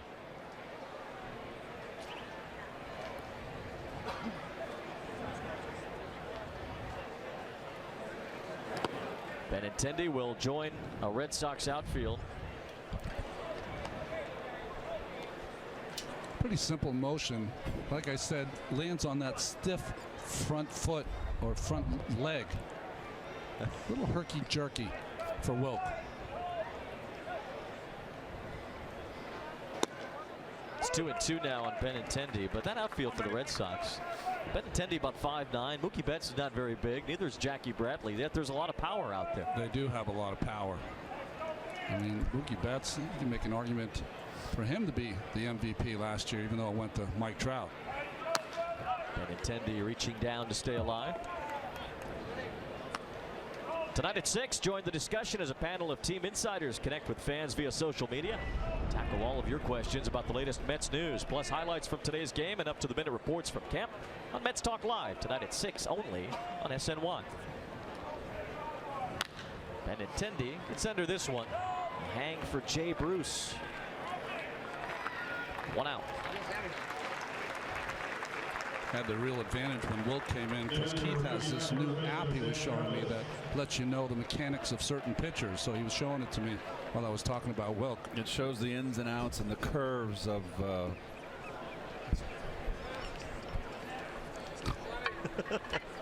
Sam Travis will bat.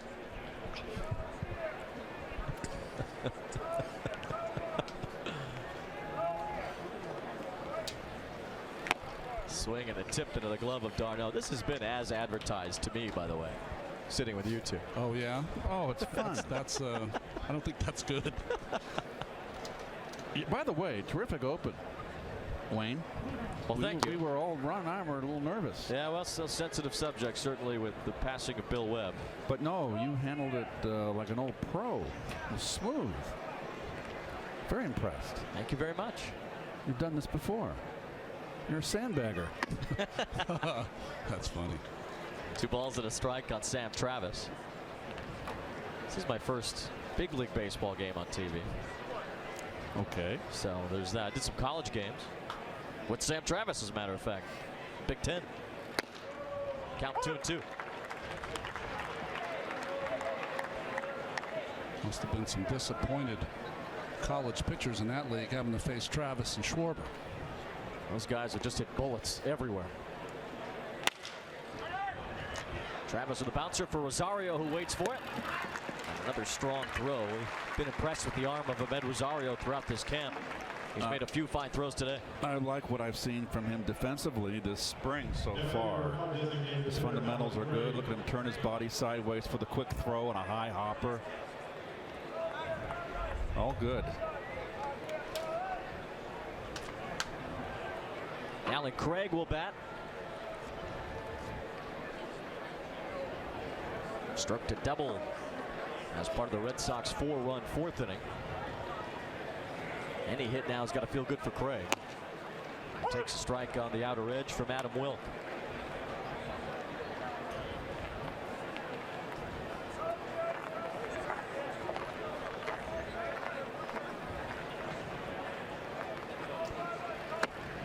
Craig is a Cal Berkeley alum, like your brother, Keith.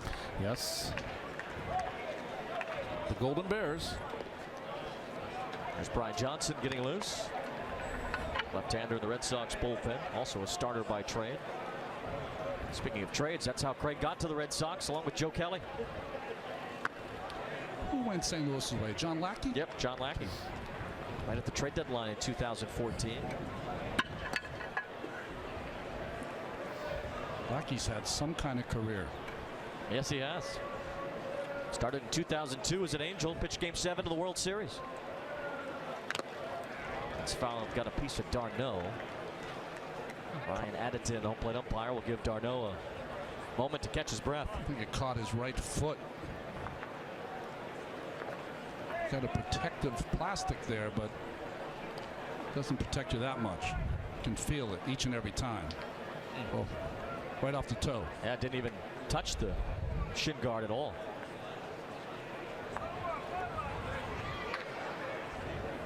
Not a lot of padding in those cleats.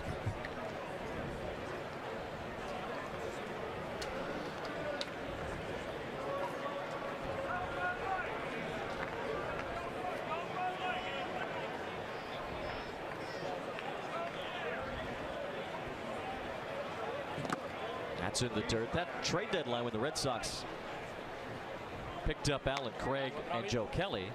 It's also when Yoenis Cespedes came over to Boston.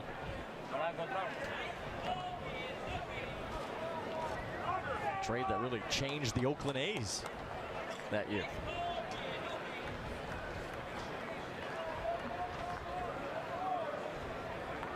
Well, they got John Lester. Didn't really work out for them. There's ball 4 to Craig. Wasn't that the 1 year, Ronnie, that Billy Beane, the general manager of Oakland, went after? Well, go ahead. Read that. All right, I will. Get to Citi Field on Saturday night, April 8th. Mets and Marlins at 7:10 p.m. First fireworks night of 2017. After the game, fans can enjoy a fireworks show that will light up the Citi Field sky. For tickets, visit Mets.com/fireworks. As I was saying, that was the year that Billy Beane went all out to win, and they just completely collapsed in that playoff. Should have even been in that playoff. They had a huge lead that year in the AL West that they blew, and ended up having to play in that one wild card game against Kansas City when the Royals had that ridiculous comeback. Stealing all those bases late in that game. That's right. Wave and a miss there by Castillo. That was Kansas City's first trip of 2 to the World Series in a row. That was Gerard Dyson was doing the stealing. Terrence Gore. Speed off the bench. The A's had Giovanni Soto start that game behind the plate. Then Derek Norris came in, and that's when it became a free-for-all on the bases. Soto got hurt. Wilk with a pickoff attempt. And handcuffed Duda.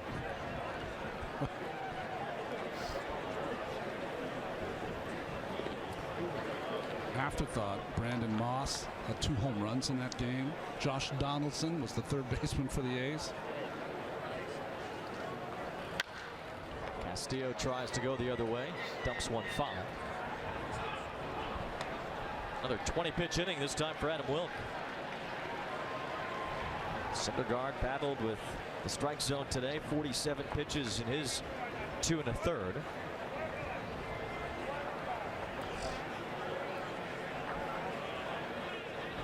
It's almost like he's starting a motorcycle with that front foot.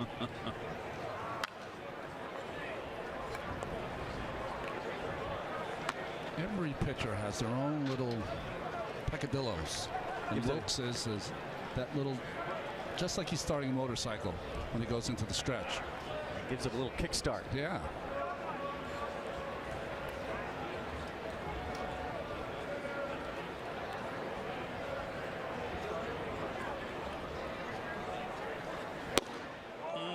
Didn't get the call there.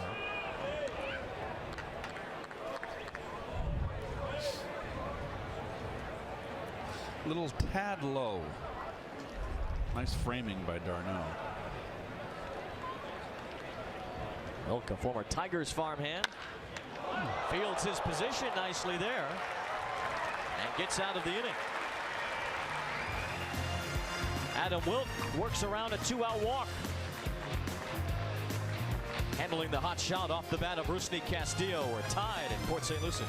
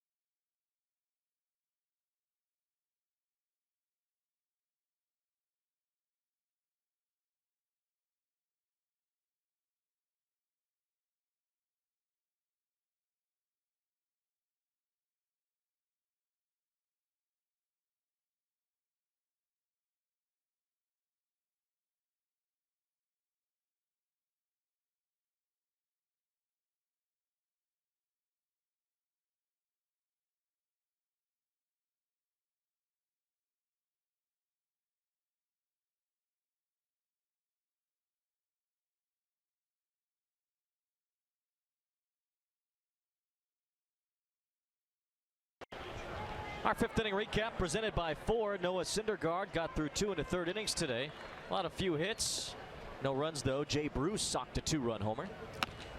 Curtis Granderson takes ball 1 from the new pitcher, Brian Johnson, for the Red Sox, with third baseman Rafael Devers. He is the top position player prospect in the Boston system behind Benintendi. It's Johnson's numbers as Granderson tips that one on a check swing. Johnson was at 3 different levels last year: Pawtucket, Gulf Coast League, Red Sox, and Lowell, another Florida Gator on the field today. He had a tough time last year. As Granderson again fooled by Johnson. Addison Reed is getting loose in the Mets bullpen. Johnson's from Cocoa Beach, Florida. He was involved in a carjacking that really messed him up mentally. Missed 6 weeks last year because of anxiety issues stemming from that. Not bad. Granderson hits this ball into the gap in left center. A base hit for Granderson. Castillo has some trouble with the ball in left center field, so Granderson's going to take 2. Randy's been taking advantage of this defense all day long. That could be a single on there because Granderson pulled up at first, but I bet you this guy's going to give him a double. And he didn't advance until after the backhand was botched.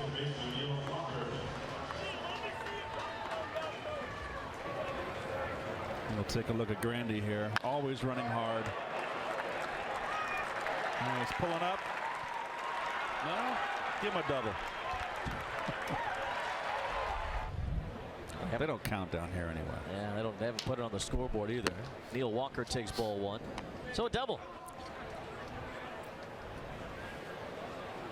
Granderson's been on base twice with a couple of hits. He scored in the first inning.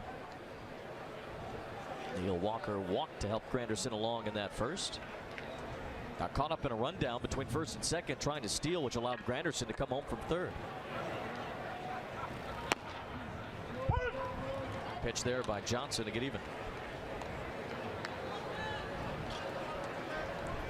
Walker batting right-handed for the first time today. Made such a huge adjustment last year working with Kevin Long to improve as a right-handed hitter. Something he never was really good at during his days in Pittsburgh.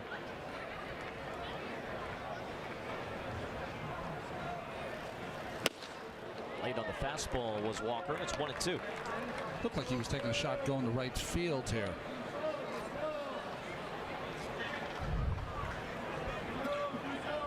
Let's see if this swing. He's trying. Yeah, wasn't he? Yep. He's a good situational hitter. He knows what he has to do here. You want to drive it in. Second best is advancing.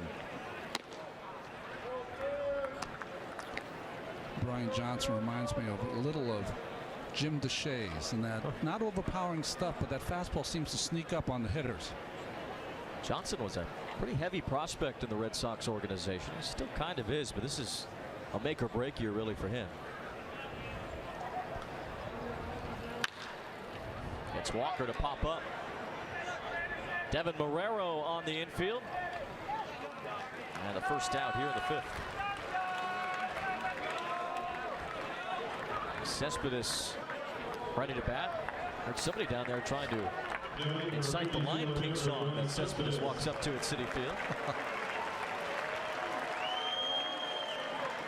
My favorite part of these broadcasts is that because of the mic we have on the field, you're able to hear Terry Collins, and he's just always saying different things. This time he said, "Hey, yo, drive him in." A regular season game, pretty clear you try to pitch around Cespedes here. As a pitcher, do you go after him a little bit more in spring training? Yeah, I think you want to show your manager that you can get Cespedes out. That's how you make ball clubs. Yes, definitely. And he's about to get Cespedes out if Sam Travis can make this play. 2 down. And Granderson stuck at second after the 2 and 3 hitters both pop out.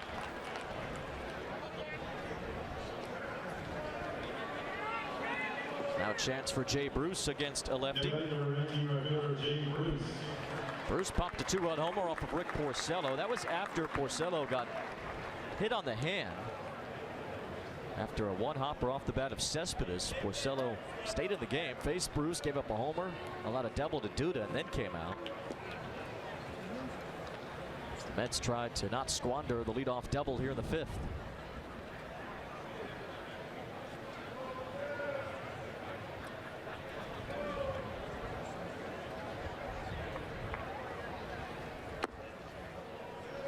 Jay Bruce will turn 30 on opening day, and that will knock him out as the leader for career RBIs of anybody still in their 20s. 737 career runs batted in. Nobody in their 20s has more. Jay Bruce about to be in his 30s. Brought up to the big leagues by the Reds when he was 20, right? Yep. There's the RBIs with his 241 homers. Mets fans would like to see more of those add up in a Mets uniform. Well documented his struggles after coming over from Cincinnati.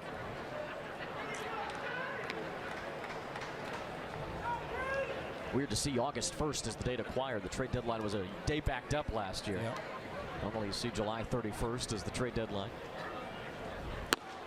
June 15th in the day, right, Keith? Trade deadline? Yep. A lot of things were different back then. It's put back a month now, right? Into July, late July. Month and a half. Yeah.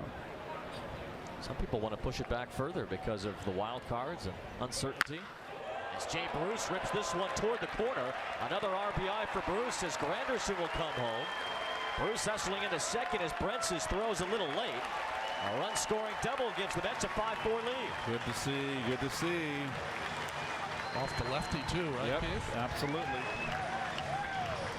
Stays in. Stayed right in. Good short, compact swing.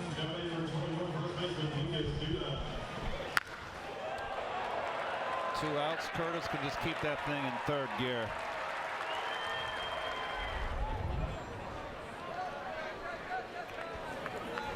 Anderson scored a couple of times today out of the leadoff spot. Jay Bruce has driven in 3.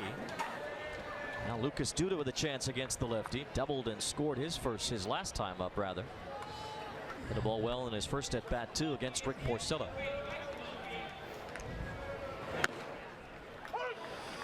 Johnson starts him off with a strike. Lefty's been a big issue for Duda throughout his career.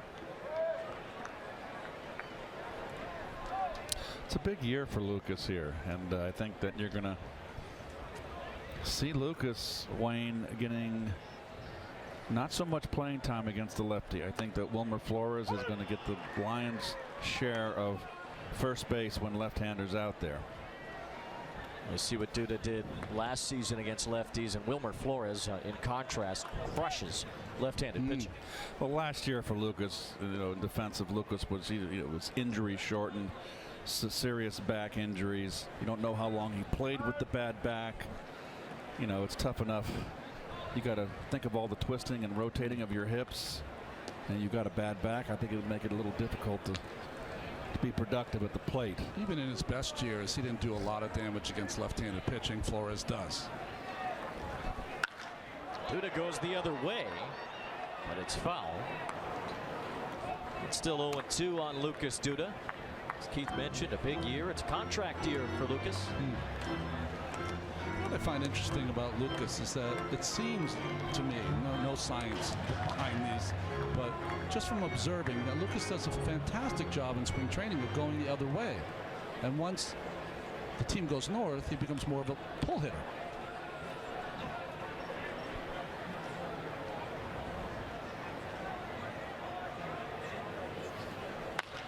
Pulls this one right into the shift as Marrero makes the play. The side retired, but Jay Bruce gives the Mets a 5-4 lead. An RBI double puts the Mets on top. FiOS is not cable.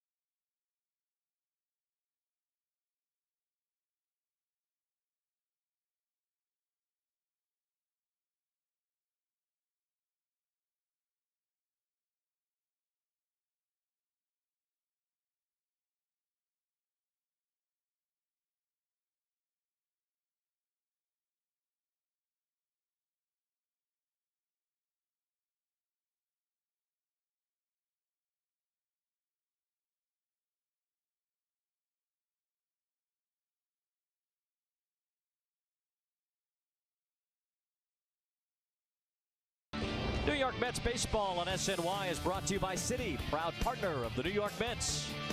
By the Better Network, Verizon, Better Matters. And by Jeep and the unique brand of freedom you'll only find in the full line of Jeep vehicles. Visit Jeep.com to learn more.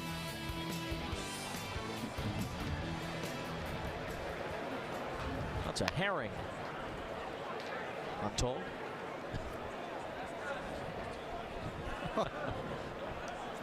Sights and sounds of Florida in the spring as Addison Reed takes over and misses to Bryce Brentz.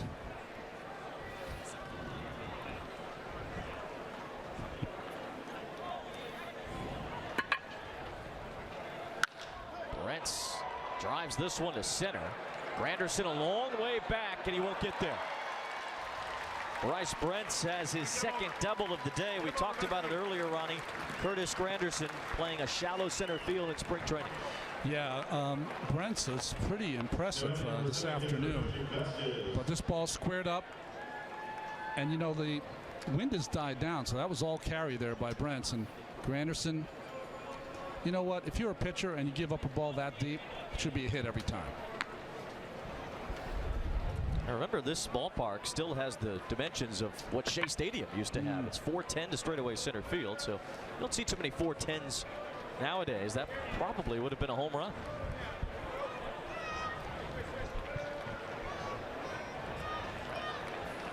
Christian Vasquez walked and scored his last time.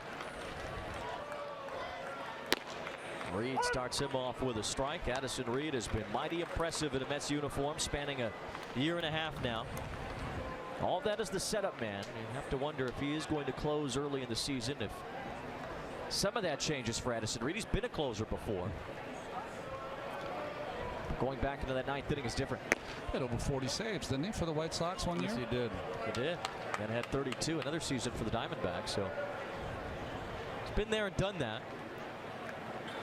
Well, he worked really hard last spring training on his release point, getting more on top of the baseball, not around the side of it. He and Dan Worthen, and it's paid off great dividends. He's really thrown a lot more strikes since coming over to the Mets too, and that's something that no matter who the Mets put out there, it seems like they can come in and just pound the strike zone. Well, pound the strike zone and pound it successfully. Well, that's why Danny Worthen's been here so long, is that his pitching staffs, didn't matter who was on it, they never beat themselves, and that's it's a great testament to Dan.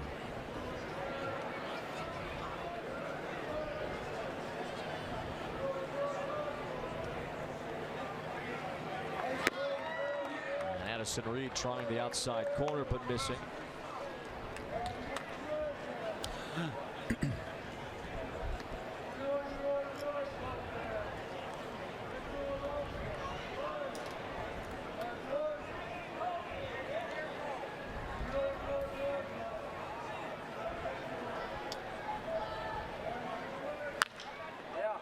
Vasquez continues to fight him off. Vasquez walked, stole a base. That was on a double steal, and the Red Sox were able to get a run. Travis d'Arnaud threw a ball to third that hit the glove of L.J. Mazzilli, went into left field. That brought home Rusney Castillo at the time.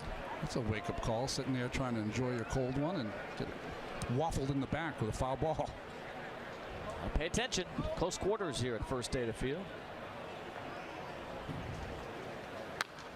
As Vasquez continues to make Addison Reed work. Reed's the fourth pitcher of the day for the Mets. Noah Syndergaard started. Only lasted 2 1/3 innings as he racked up 47 pitches in that relatively short time. P.J. Conlon got a double play to get out of the third, but allowed 4 runs in the fourth, and Adam Wilk pitched a scoreless fifth. As Terry Collins gives that piece of gum a workout.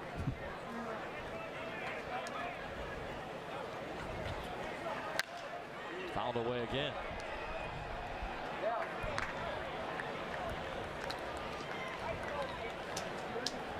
Terry Collins continuing on as Mets manager. This year he will pass Bobby Valentine for the second most wins in Mets history. Yep.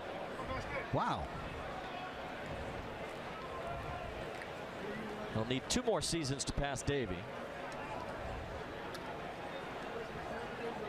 But he'll get past Bobby V this year.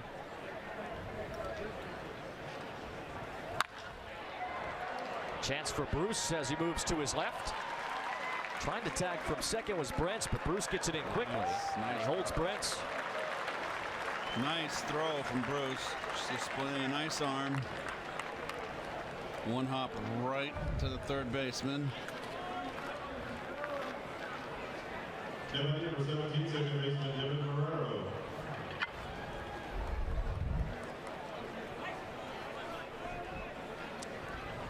So first out recorded after the Brents double. Jay Bruce has had a nice day. 3 RBIs. He's homered. He's doubled. Now Devin Marrero is the batter. He's 0 for 2. Devin's cousin Chris Marrero was a big leaguer for quite a while. Tigers?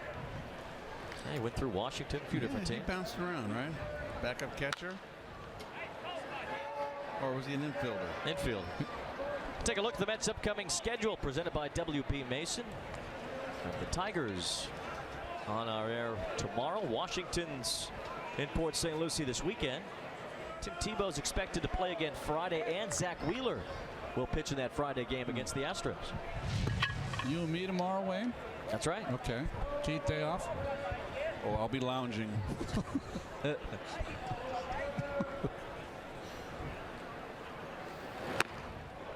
Marrero chases the high fastball from Reed.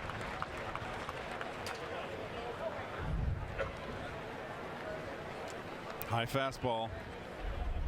Out of the strike zone. Hard to catch up to. There we go. It's Keith's seat for tomorrow. Oh, you're gonna come. You're gonna come to the game anyway. Oh yes. Like there was room for you on that towel. 1 ball, 2 strikes.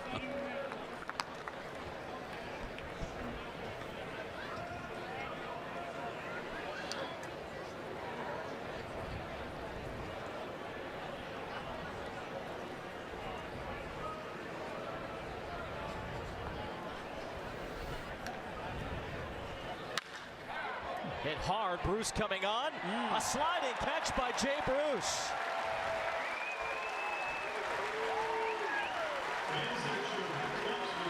Well, Jay is having himself a very fine ball game.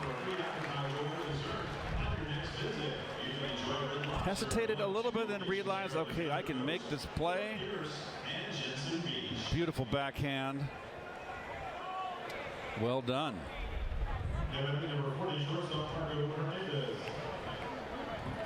Couple of liners Bruce's way after the Brents double, and it's back to the top of the order for the Red Sox as Hernandez bats. He's doubled home a run in this game, part of that 4-run fourth for the Red Sox. They led 4-1 at that point. Mets have scored 4 unanswered since. And Reed pounds in strike 1 to Hernandez. Marco Hernandez was a former Cubs farmhand. He felt he had all the talent to be a big leaguer, but needed some maturing, which has happened over the years since leaving the Cubs organization. And Reed ahead 0-2. Good pitch on the outside corner.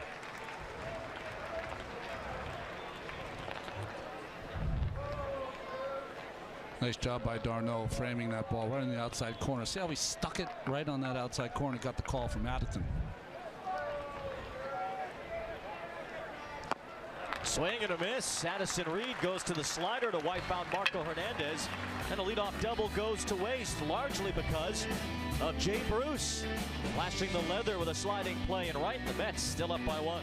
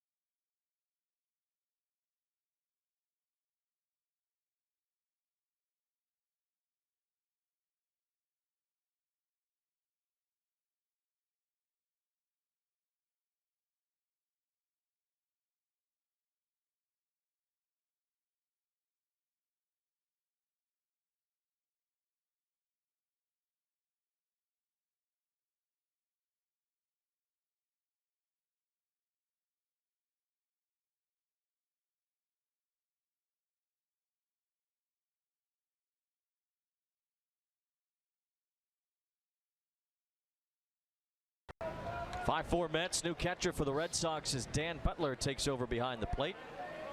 That's Matt Dominguez at first. And Travis d'Arnaud with a rip past third. Scatters the Mets relievers. It just dies down in the bullpen there as it pinballed a bit. Travis d'Arnaud has a double. Continues his good spring at the plate. Turns on that fastball, stays level on that swing, that bell-tie fastball. One thing you can be assured of in spring training is that the relievers will not get out of the way on the ball down the line. Just can't move quick enough. That's why it's known as the rock pile down there. They're busy. Jerry Blevins loosening up in the bullpen. It must be boring for him down there, though. You know, Ron? Think about it. You're sitting down there watching baseball. The worst part about going to the bullpen in 1991 with the Mets was having to sit with the relievers and listen to their lame stories over and over. Rosario will at least move the runner over. He's going to get him in as the ball skips by Marrero. He should have gotten him in, but Travis d'Arnaud got tied up at third. I suppose he wasn't ready for that ball to sneak through, as Marrero tried for the all-or-nothing play, and Ahmed Rosario has put men on the corners with no outs. Well, nice hitting to the opposite field to advance the runner. Poorly played by Marrero here. That's just not a good effort. You've got to get in front of that ball. But they'll give Rosario a hit, his second of the day. It's a very generous. And now Tim Tebow, he batted with the bases loaded his last time, hit into a double play though. Still got a standing ovation. Now runners on first and third against the lefty Johnson.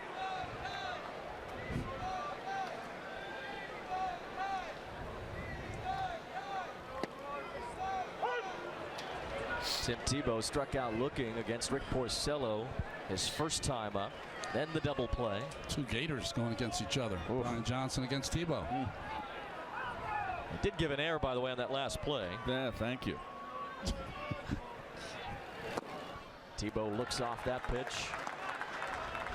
First time we've seen Tebow against the lefty.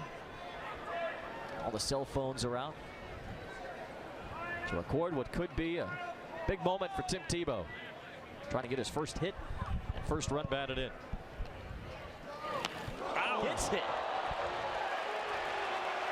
Brian Johnson is now the least popular man in Florida.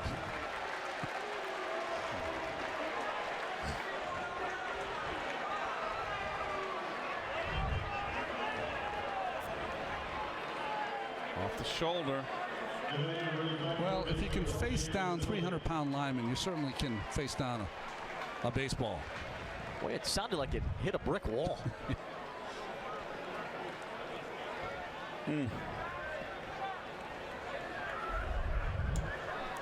So L.J. Mazzilli will have a chance with the bases loaded. Tebow's on base for the first time. Mazzilli has a double. He's flied out to center.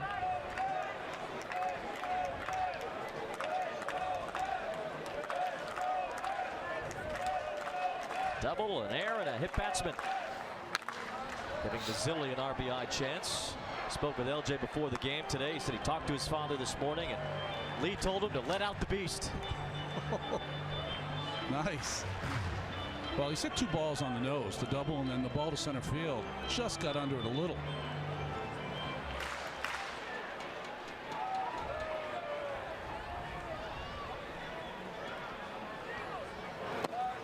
Breaking ball. Mazzilli didn't offer at it. You know what's interesting about trades is that Jay Bruce comes to the Mets, and Dilson Herrera went to the Reds, and that moved LJ up on the depth chart. Gives him a chance if something happens with Neil Walker. Maybe he's the call up.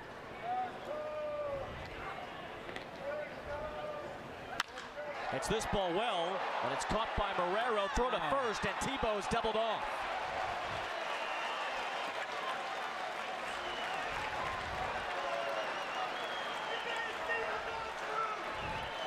That ball was smacked by Mazzilli, and Tebow took a step or two towards second. And you got a slide also. We'll hang with him for young Mazzilli.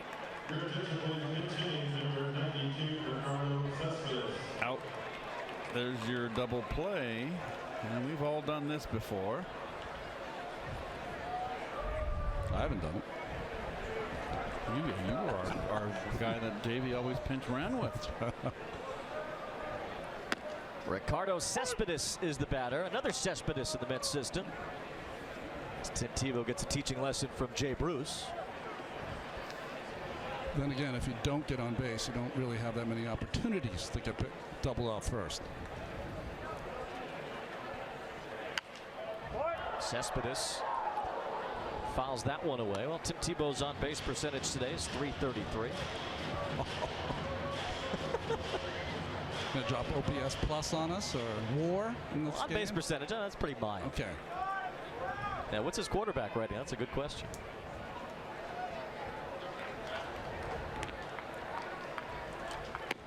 Breaking ball missed to Cespedes. This other Cespedes, this is Ricardo Cespedes. He's actually considered to be a pretty good prospect. Really young, though. Only 19. Batting in place of Curtis Granderson right now.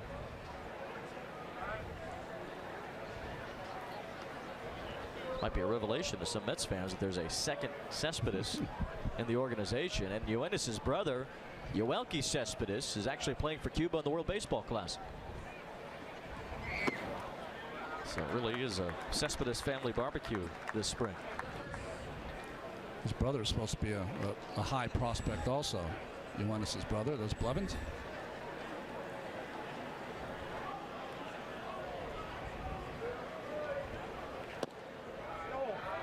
Full count now. Neil Walker's spot in the order is due up next. Looks like that is Walker out there.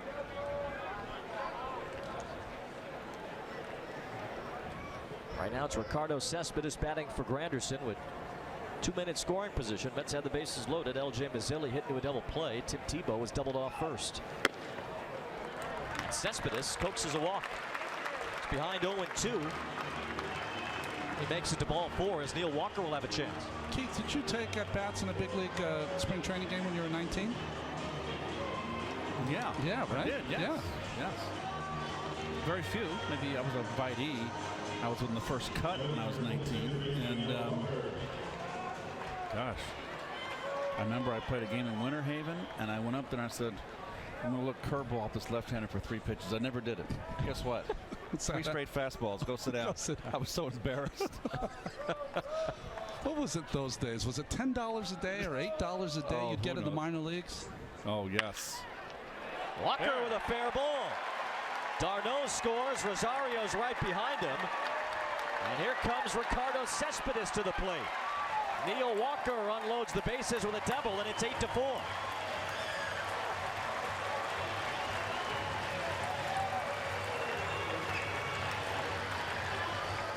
Well, all those runs unearned right there with the error on Marrero earlier in the inning. Nice clutch 2-out hitting right here. A little cutter down and in. Right down the line. And this was what Walker has always been, a good clutch hitter throughout his career. Walker's day done after that 3-run double. Luis Carpio will be the pinch runner at second base for Walker. And the pinch hitter for Yoenis Cespedes is Kevin Kazmarski.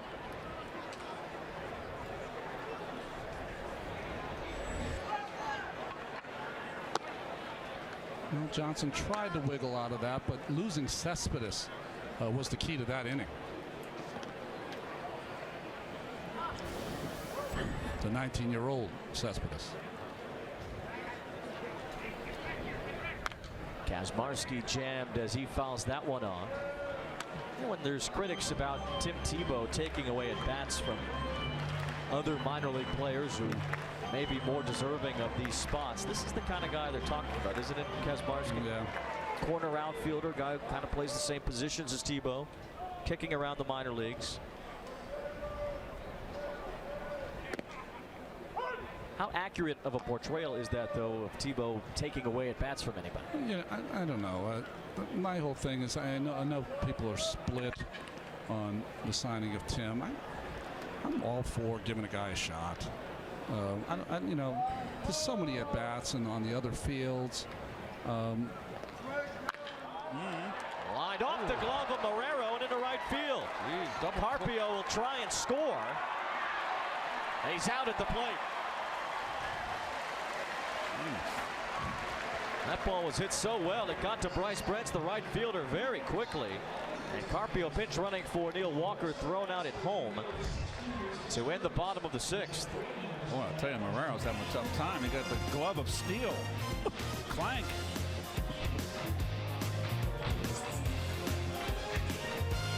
Luis Carpio trying to get around the tag of Dan Butler. The Mets settle for 3 in this 6th inning. They lead 8-4.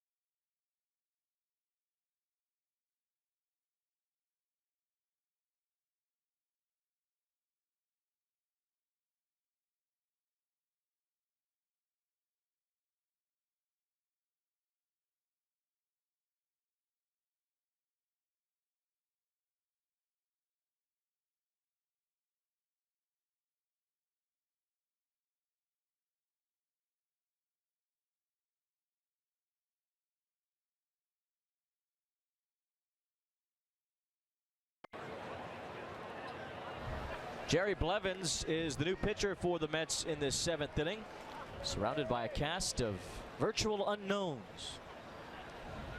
As Rafael Devers takes inside. Devers only 20 from the Dominican Republic as he faces Blevins after a very sharp 2016 and a new contract for this year.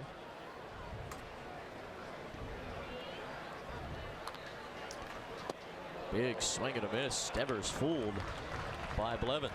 You know, a lot of people were, see Devers' numbers, people were saying, you know, why did it take so long for Blevins to sign? Well, I think if you're Jerry Blevins and you saw the contracts that Brett Cecil got, that Mike Dunn got in Colorado, you probably thought you were going to get a 3-year contract. Devers overmatched as he strikes out on a check swing. Boone Logan was out there for a while too. He got pretty much the same deal Blevins did from Cleveland.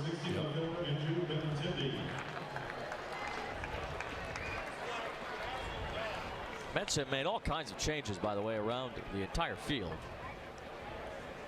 Kevin Kazmarski now in left, Ricardo Cespedes in center.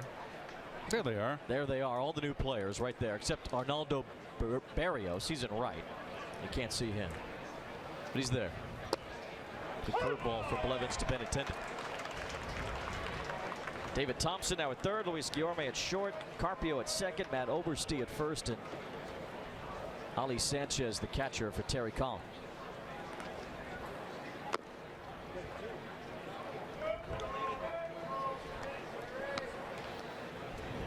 Tim Tebow will learn a lot of things this spring about the game of baseball.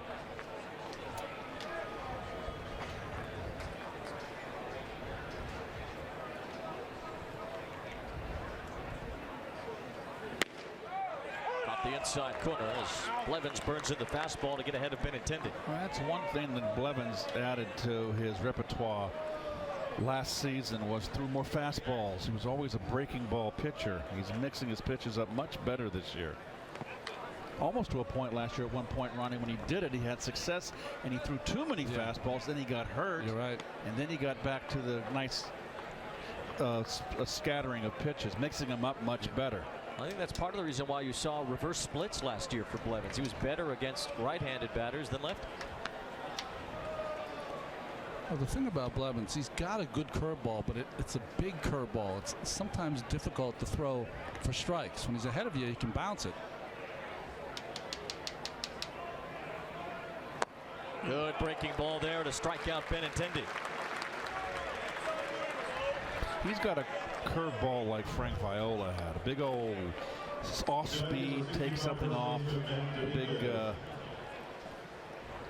11 o'clock to 5 o'clock break on their dial. How about if you had the bet today? Who would have more strikeouts in the game, Syndergaard or Blevins? Probably lose that one.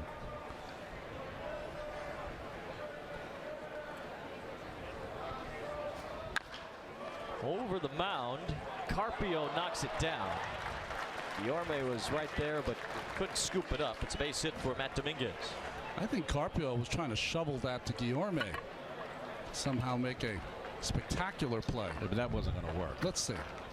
I think you're right. Yeah. But, you know, it wasn't going to throw me out.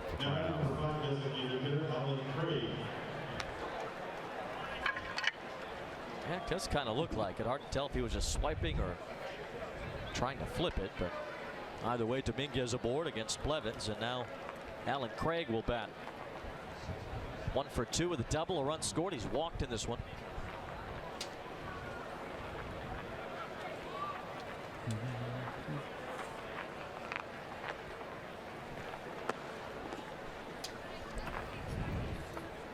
Mets using a lot of minor league players today because they have a split squad. The other side of the rosters in West Palm Beach against the Astros, plus all the players that went to the WBC. The Red Sox only lost 3. The Mets lost 11. Wow. Mets were off yesterday, right? Yes. It's always nice to get an off day in spring training, wasn't it? You didn't have to go to the park in the morning, kind of lay around. Go to the beach. Whatever you want to do. Throw darts. Happy hour. Throw darts. I guess that would coincide with happy hour. Yeah. Well, what was that restaurant bar over on the beach that we used to go to? Oh yeah. That had darts. We'd go there and have a little burger and throw some darts. That's not it, by the way. Greatest fish sandwiches. Remember we used to have them there. Yeah, I forget the name of the place. There weren't too many places to hang out back in those days. Just something wrong with my car. It always would just go there at some point. Felt like Robinson. Felt like Robinson Crusoe. I remember our buddy Eddie Lynch. There used to be a Bennigan's, you know, a chain of restaurants, and it was the only place that we'd go all the time. And Lynchy would always say, "Where are we going to go?" And Lynchy would go, "Ben, again." Let's go to Bennigan's. Lynchy.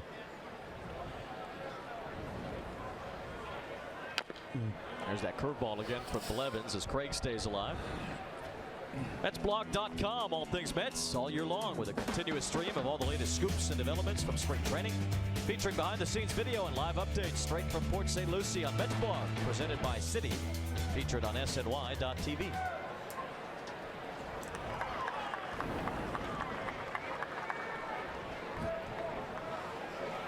.15-pitch inning for Jerry Blevins.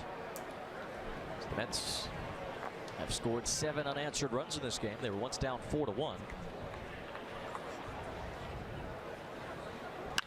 Alan Craig soars one to left. That's Kazmarski watching it fly. Alan Craig has homered off of Blevins.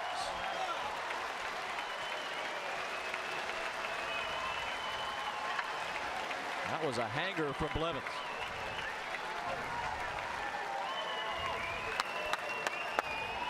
Well, we came into this game saying Alan Craig might have lost his stroke. He might have found it here in Port St. Lucie. He's hit the ball well today. Oh boy, up in the strike zone.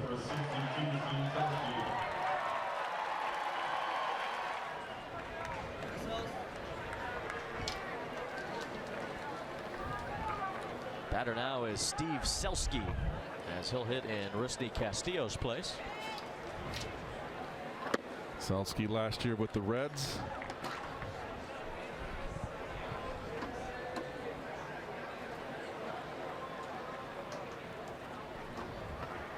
Alan Craig making this a 2-run game with his 2-run homer. Blevins got the first 2 with strikeouts. Then the single by Dominguez that slipped through the middle.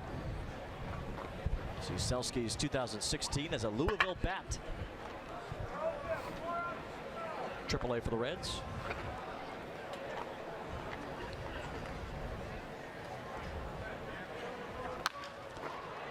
Inside out swing there by Selski as Blevins gets ahead. Selski's dad also, Steve, played in the minor leagues for the Dodgers and the White Sox.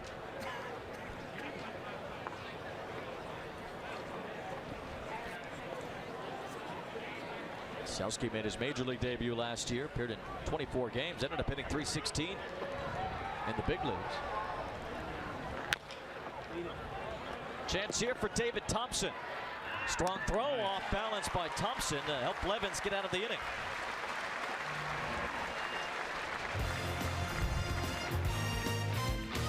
David Thompson charging as the third baseman. Keeps the Mets in front by 2.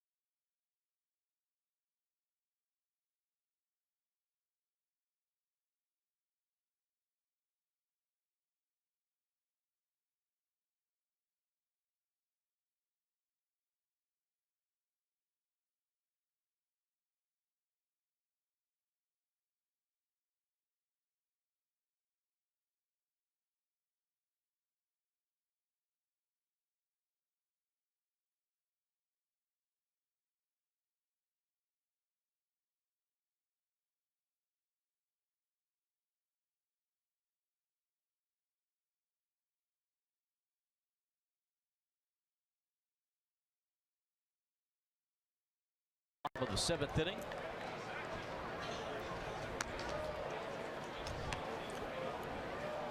Brandon Workman on the hill for the Red Sox did not pitch in 2015. Tommy John surgery.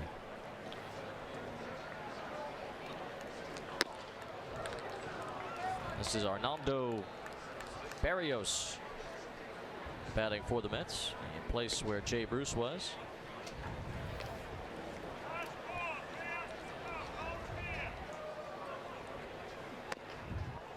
Brandon Workman, the new pitcher for Boston.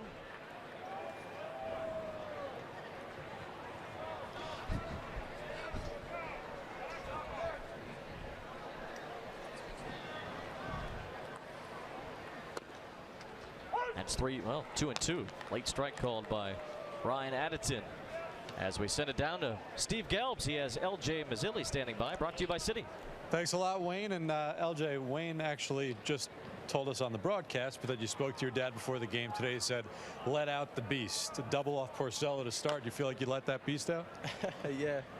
It's like a little gimmick between me and my dad. So, yeah, it's funny. He was just firing me up. How much of an influence is your dad when it comes to baseball? Obviously played in the majors for as long as he did with the Mets for, a really long time. How much does his influence help you going along as you try and make it to the majors? I mean, I wouldn't be where I'm at right now because without him.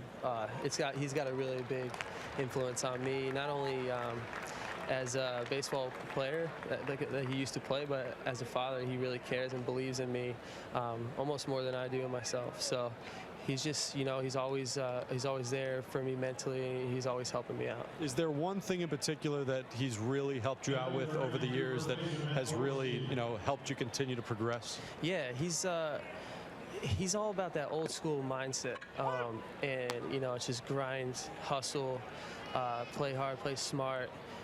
Picking up on instinctual things in the game that can give you an advantage. So he's always there to remind me of those kind of things while I'm playing. LJ, we saw you play third base today. Came up as a second baseman, but mixed in a little bit of third, and you said you're going to try some outfield out this year as well. What's been the biggest difference when you play third base, and what do you think will be the biggest challenge as you look to take some reps in the outfield as well? The biggest difference at third base is the throw. It's just longer, but nothing really changed. It's more of a reactionary position too, so you just got to be on your toes, ready for anything, and then finish your throw. At second base, it's more of like a flick. It's easier. Outfield, I got a pretty good coach at home. My dad played for a long time in the outfield, and I think it's pretty natural for me out there. So.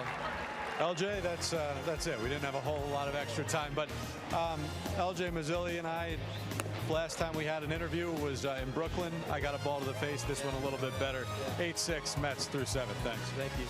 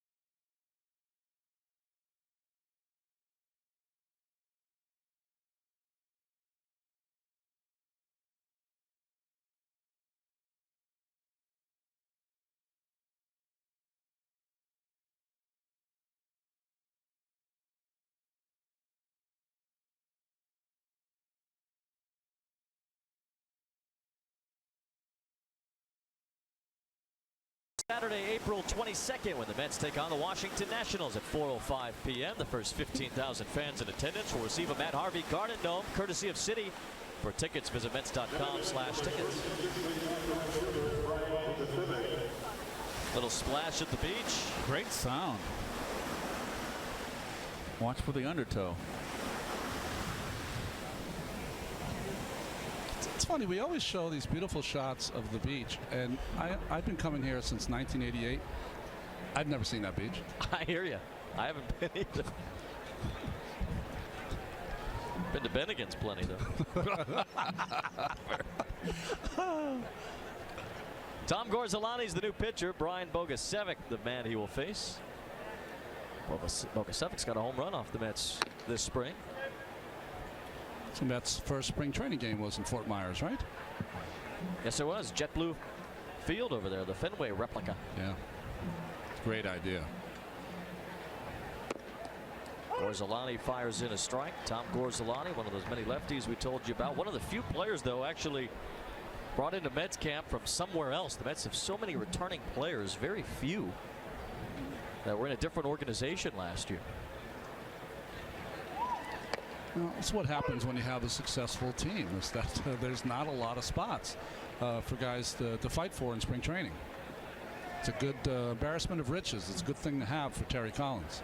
Incredibly likely that all 25 opening day roster members will have played for the Mets last year. 2 balls, 2 strikes on Bogusevic.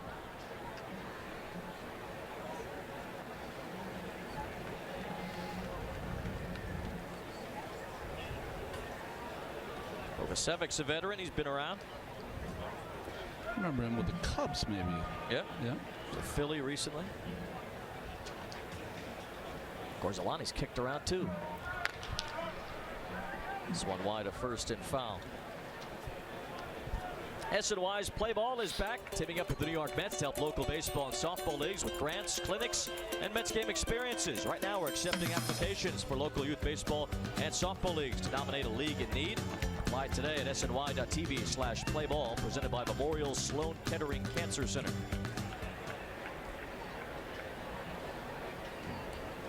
It's 2-2 on Bogusevic. In on the hands. Tough pitch from Gorzelani, especially with that 3/4 delivery that he uses on the left side, Keith. The ball will run in on the left-handed hitter. He's getting a good look, Gorzelani. He's a veteran journeyman. He's bounced around. I think what's happening, Ron, and correct me if I'm wrong, is I think there's the powers to be, the general managers now, are giving a little more emphasis and a little more of a look at a long reliever. And Gorzelani certainly is that. He has started with the Pirates, and he has bounced around as a starter and a reliever. He's someone that can go, you know, 4 or 5 innings for you if he has to. Have a herky-jerky delivery by Gorzelani.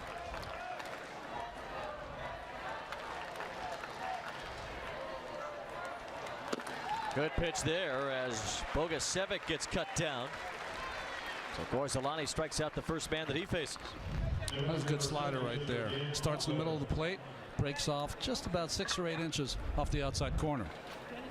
Well, Keith, you mentioned a long man. That's kind of an open spot for the Mets right now. You figure maybe Seth Lugo, but Rafael Montero's had a pretty good spring too. Yep, there's some spots open here, and I think with the 12-man pitching staffs now, which means 7 guys in the bullpen, that I think general managers got away from the importance of having a long man. But you know what? Even with the 7 pitchers out there, with starters not going as deep as they did, obviously in our time,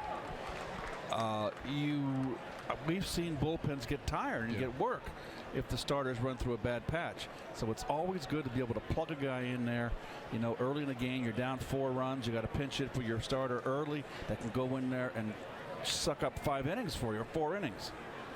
Dan Butler waves and misses. We also don't know what Zach Wheeler's plan is for the start of the season. So if he's out there as the 5th starter, well, the Mets will certainly need somebody to piggyback him on some of his days. It's not only Zach. All the pitchers coming off injuries, I think they're going to be treated in April at least with kid gloves. All of the starters, other than maybe Syndergaard.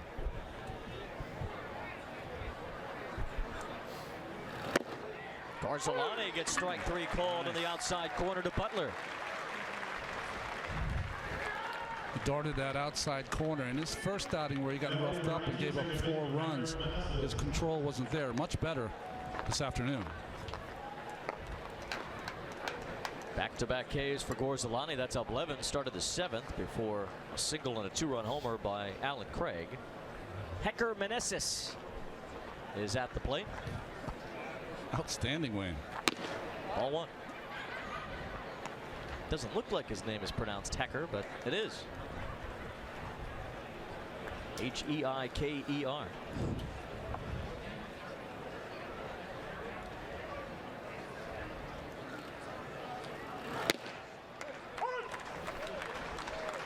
Time to check around the majors, presented by Citi. Robert Gesellman gave up a couple of runs in the Mets' other split squad game. That Mets squad getting beat up by the Astros today. Steven Strasburg had a rough one against the Cardinals. Bartolo Colon getting himself into shape. There's Colon today, 3 innings, gave up a hit, walked a couple of guys. Tough day for Bart. I know this is mean, but in spring training, you'd always open the paper up the next day. Now, you certainly wouldn't do that with social media, but you'd open the paper up the next day when we played and see who was the pitcher of the day, who had the worst outing. Strasburg's up for it today. And you were hoping that you wouldn't be that guy during spring, because it always happens. Even when you were kids, picking up the sport page, you go into the box scores and you see a pitcher got his lunch. Well, geez. It's hard to get that ERA down. You never looked at the hitter that went 0 for 6. That's right. Or 0 for 5. It was the hitter that went 5 for 5 that got your attention, or 4 for 5. Right back to the mound. Got a piece of Gorzolani. David Thompson ends up making the play to first in time. Meneses hit that ball right on a rope. Got a chunk of Gorzolani. Hopefully he's okay. A ricochet to Thompson. Got him on the right leg, it looked like, as Thompson able to handle it off the carom. Pad save and a beauty. A 1-5-3 in your scorecard. Tom Gorzolani ends up with a perfect inning, and the Mets a 2-run lead.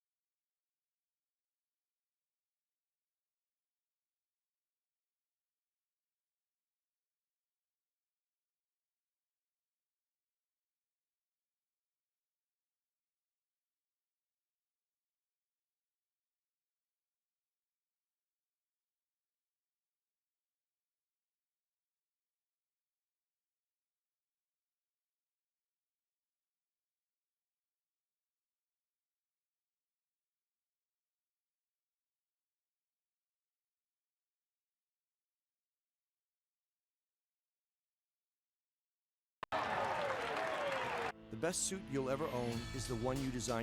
It's a rocket right to Steve Selski, who made the one-handed grab in center field to put away Guillorme. 1 pitch, 1 out for Brandon Workman here in the 8th. Fine glove, Guillorme gets a tough luck line drive right at the center fielder. And Tim Tebow's going to play this one through. His 4th at bat.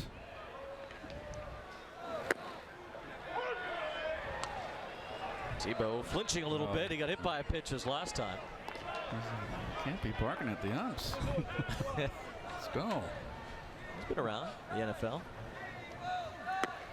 Tied him up again. Workman just pounding the inside corner. Tebow doesn't like it, and it's 0-2. It's a good slider right here on the hands. Home plate umpire went to Florida State. No.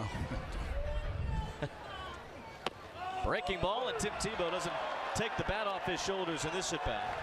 Worked over by Brandon Workman. Very good. That was a pretty good sequence of pitches right there. Pounded him in twice and backdoored him. That was probably the most lost Tebow looked today. He did put a ball in play earlier when he grounded into a double play, but Workman ate him up there. Here's David Thompson. He led the entire organization in RBIs last year. He drove in 95 runs.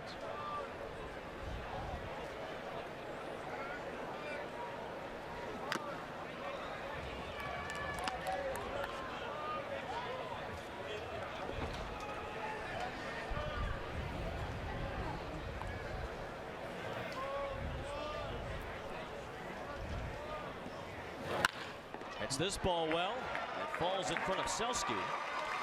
David Thompson is on.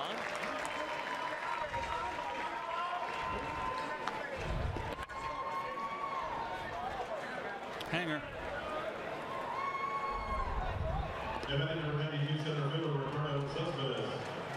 That brings up Ricardo Cespedes. Thompson, a 4th-round pick just a couple of years ago out of the University of Miami. He had a big season last year, but the year before that, Thompson had the same surgery that Matt Harvey got done, thoracic outlet syndrome. Ricardo Cespedes, a late swing as it's 0-1.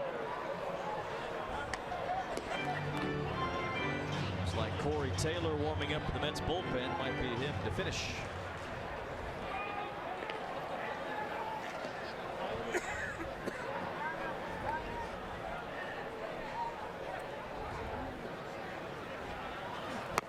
Cespedes did not go around.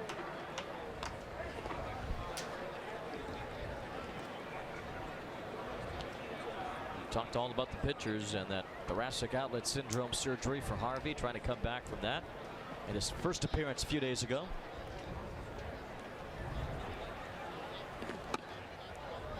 You know, what's interesting about spring training is that there's so much emphasis on how hard you're throwing. I mean, it is, if you're not throwing 100, like on March 3rd, something's wrong. Take some time to build up that arm speed.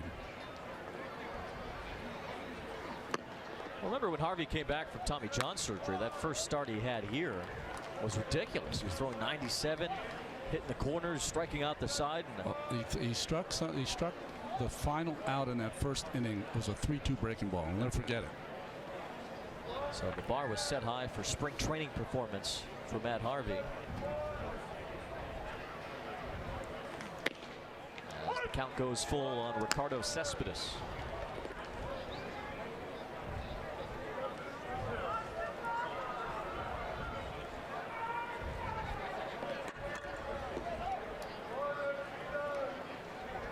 David Thompson at first. He'll get a head start on this 3-2 pitch.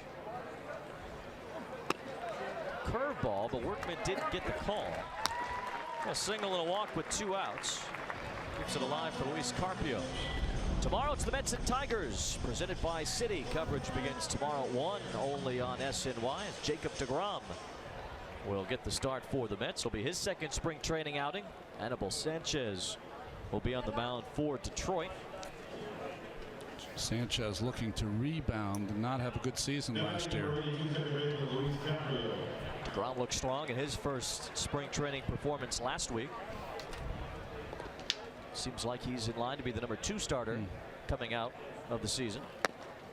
As Luis Carpio looks at a strike. I mean, at the end of the day, rotation order doesn't matter except for those first couple of weeks. But looks like right now it'll be Syndergaard, DeGrom, Harvey, Matz. At least that's how it's been shaped here in spring play.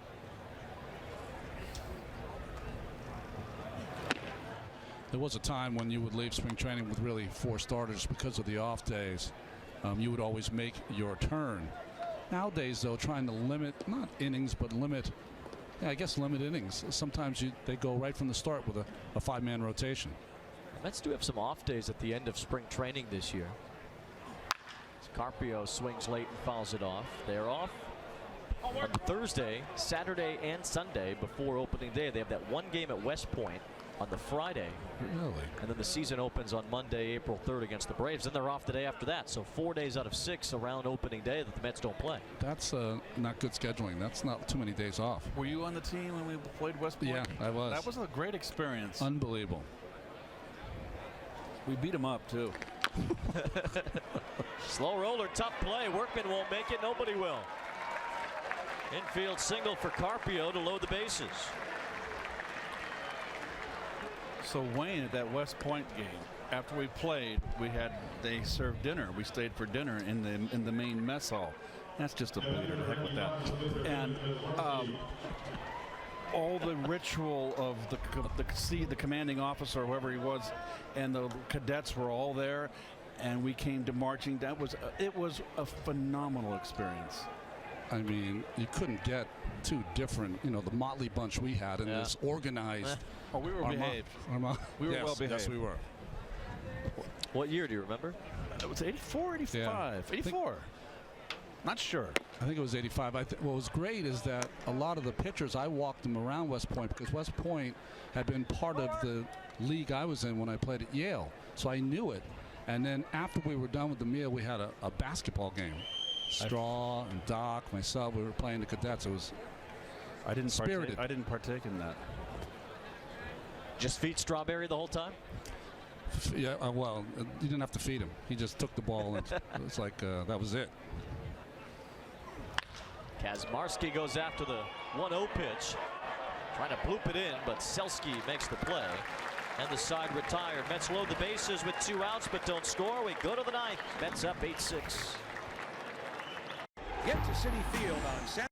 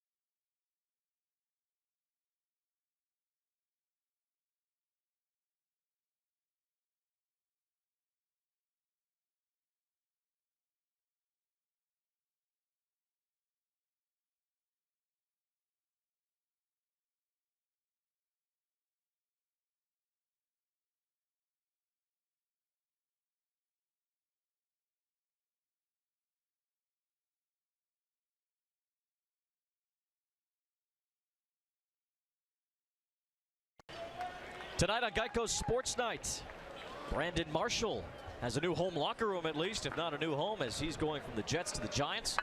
Who's the quarterback for the Jets? Plus March Madness starting up in Brooklyn, coming up on Geico Sports Night tonight, 10:30 only on SNY. Corey Taylor, the new pitcher for the Mets, to try to finish things up here in Port St. Lucie. Mike Miller takes ball 2. We've seen Corey Taylor come on at the ends of games quite frequently this spring. A 1.87 ERA in 2016 for Taylor. Well, the no-nonsense guy comes in, he throws strikes as he just did to Miller. It's 2-1.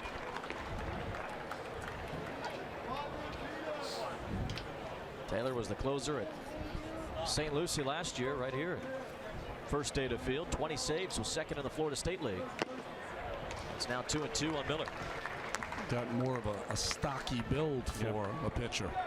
It's good to give these youngsters a little taste of the big leagues, give them something to strive for. Well, this is what's going to happen because of the WBC. A lot of these younger players are going to get a shot.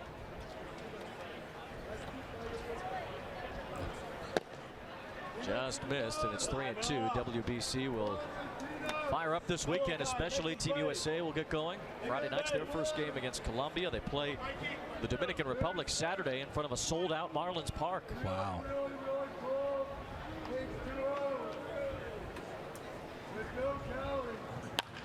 Check swing. Somebody's going to cover first. Taylor will. Oberste's throw in time. Taylor able to dance around the bag, taking the throw from Oberste for the out.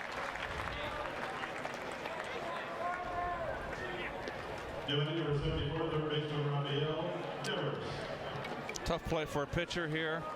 Yeah, I'm not sure if he got the bag correctly, but it is spring training, so yes, he did. Good job. It's probably the toughest play for a pitcher We because could have been run over. the ball tends to run behind you. Thought off the bat, maybe Carpio would charge that ball and Oberste would just go back to first, but Carpio was playing pretty deep, so Oberste took control on that play. Devers hits one sharply into center. That will bring up Junior Lake with one out. Well, Junior Lake was at one time huge prospect for the Chicago Cubs. Things didn't work out for him. He was the guy right before they really started to load up on the prospects. I think like Jorge Soler kind of took his spot on the depth chart. Soler now in Kansas City, I believe.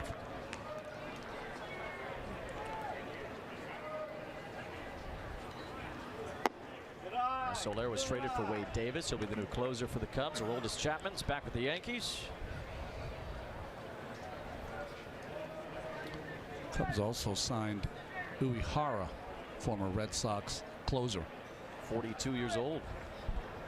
Got the last out in the 2013 World Series. And who pitched the 8th inning in that final game of the 13 World Series was Brandon Workman, who we saw today trying to come back from Tommy John surgery. Really hasn't been the same pitcher. Hasn't been out there much either the last couple of years. Taylor with a throw to first.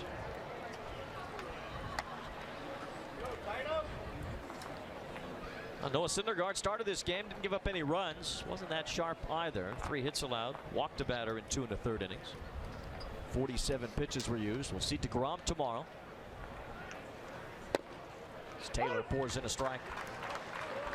This kid's not afraid. He just goes after you. Yeah, that's the book on Corey Taylor. That's his MO out there.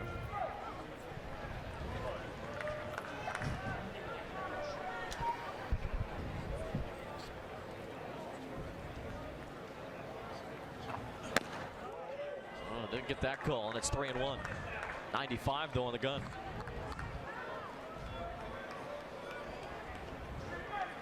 Junior Lake on his best day has a lot of power. Have to be aware of that. Wind still blowing out toward left. Matt Dominguez will follow. And there's ball 4. So the Red Sox have 2 on. Dominguez will stride to the plate, representing the go-ahead run.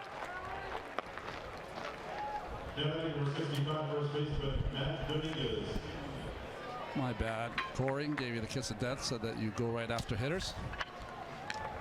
He didn't get that 2-1 call. That kind of messed him up. And the at bat with Lake. Lake doesn't walk very often.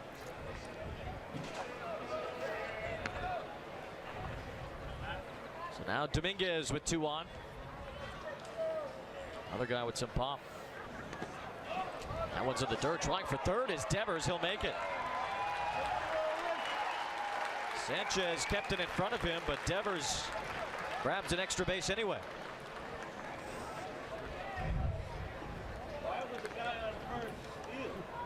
Well, he didn't stop the guy from going to third base, but Sanchez with that good play at least kept Lake on first base. Represents the tying run. Still a double play chance for the Mets. Dominguez certainly capable of hitting into double plays at the plate. And another throw to first. Dominguez had 18 home runs last year in Buffalo. One-time Mets AAA affiliate, now with Toronto. Some decent years with the Astros. 2013 at 21 homers. You said earlier, Ron, big-time prospect at one time in the Marlins organization. Yeah, one of their #1 picks that didn't pan out for them. Realize this, his dad was a copy editor for the LA Times, the sports desk. Really? LA Times was the best, I don't know about now, but it was the best sports page in the country back when we were playing. That's right. The ex-Met, David Newham, his father was a writer there, Ross. Jim Murray, of course. Jim Murray, the great Jim Murray. Wow.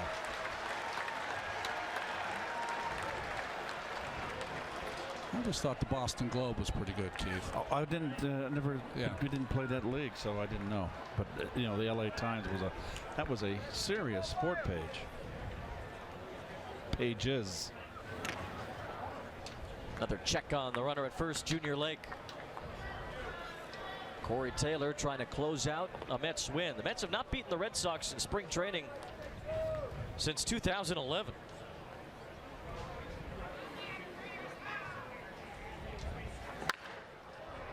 At least that was the case until the Mets won their first game of spring training this year against Boston. But until then, it's been years. Boston Globe had Peter Gammons, Bob Ryan, Lee Montville, Dan O'Shaughnessy.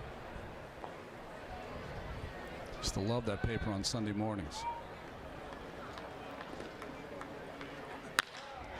Line drive, base hit for Dominguez. Devers scores. The tying run, Lake, ends up at second, and it's 8-7.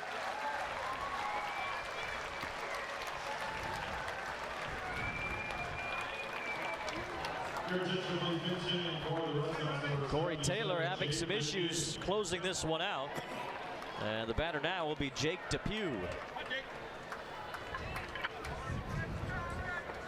No relation to Pepe.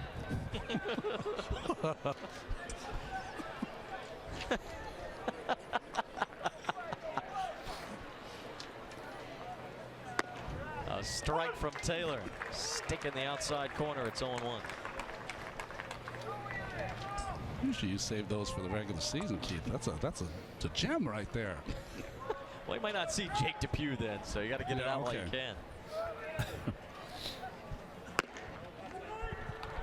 Just missed. 1 ball, 1 strike. Depew is a catcher. He's being used as a DH here. In place of Alan Craig, who had a good day. Craig had a 2-run homer, also doubled in the game. It's been a 3 RBI day for Jay Bruce. Good slider from Taylor to get ahead. I always have empathy for the last names of guys that could have been tough growing up, since I have a tough one. Well, Depew, maybe a little tougher than Darling. Darling's not good, man. I'm telling you, when you're a kid. No, I can see what you went through. Awful. Depew was a biscuit last year. Those are fighting words. Swing and a miss. Corey Taylor gets the second out of the 9th inning.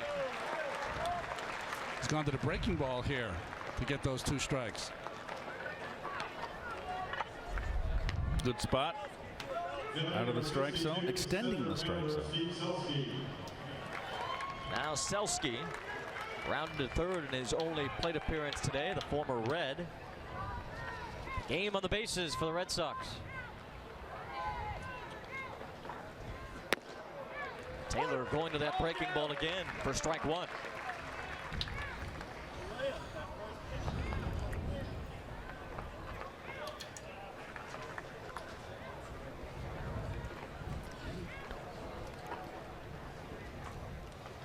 Taylor with a turn towards second.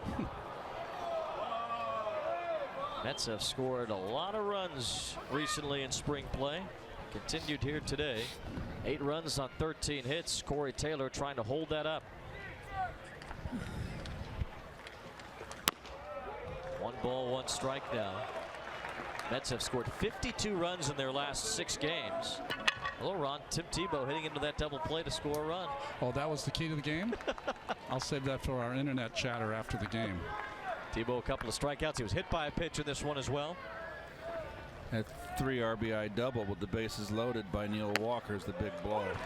Yeah, plus the 3 RBIs from Bruce, a 2-run homer. He drove in another run with a double. Great day for Jay Bruce. Made a nice play in right field as well.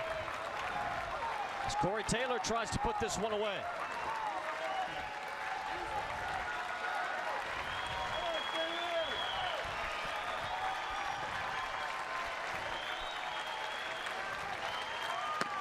And that will do it here in Port St. Lucie. Steve Selski strikes out. Taylor fans the final 2 that he faces. And the Mets hang on as they beat the Red Sox here today 8-7. Well, Syndergaard got his work in, but Keith, really it was the Jay Bruce show. It was the Jay Bruce show, who needs a good spring, and there's Tebow right there. He drove in, or didn't drive in a run, but was part of an inning where a run scored. But the big blows of the game, and I think, as Ronnie said, the home run by Bruce, 2-run shot. He followed that with a double, his next at bat, an RBI double, and Walker with the bases loaded double in the 6th, which would be the difference in this ball game. Take a look at the scoring summary. Noah Syndergaard is 2 1/3 innings. Good day for Jay Bruce as the Mets with their 8th win this spring, matching their entire total from last year's spring training, as P.J. Conlon, despite 4 runs allowed, ends up being the winning pitcher. New York Mets baseball on SNY, brought to you by Ford. For great deals on Ford cars, trucks, SUVs, and crossovers, visit buyfordnow.com. By WB Mason, the official office supply company of the New York Mets. Who but WB Mason? By Geico, 15 minutes could save you 15% or more on car insurance. Visit geico.com to see how much you could save. And by Toyota. Toyota's One for Everyone sales event is going on now. Toyota, let's go places. Final score at First Data Field as the Mets win it. They beat the Red Sox 8-7. As Tim Tebow goes hitless in his debut, but Jay Bruce and Neil Walker each with 3 runs batted in this one. Tomorrow, our next broadcast, the Mets against the Detroit Tigers. We'll see Jacob deGrom on the hill at 1 o'clock tomorrow here at First Data Field. So the Mets defeat the Red Sox here this afternoon, 8-7. For Keith and Ron, I'm Wayne Rantazzo. We say good night from Port St. Lucie.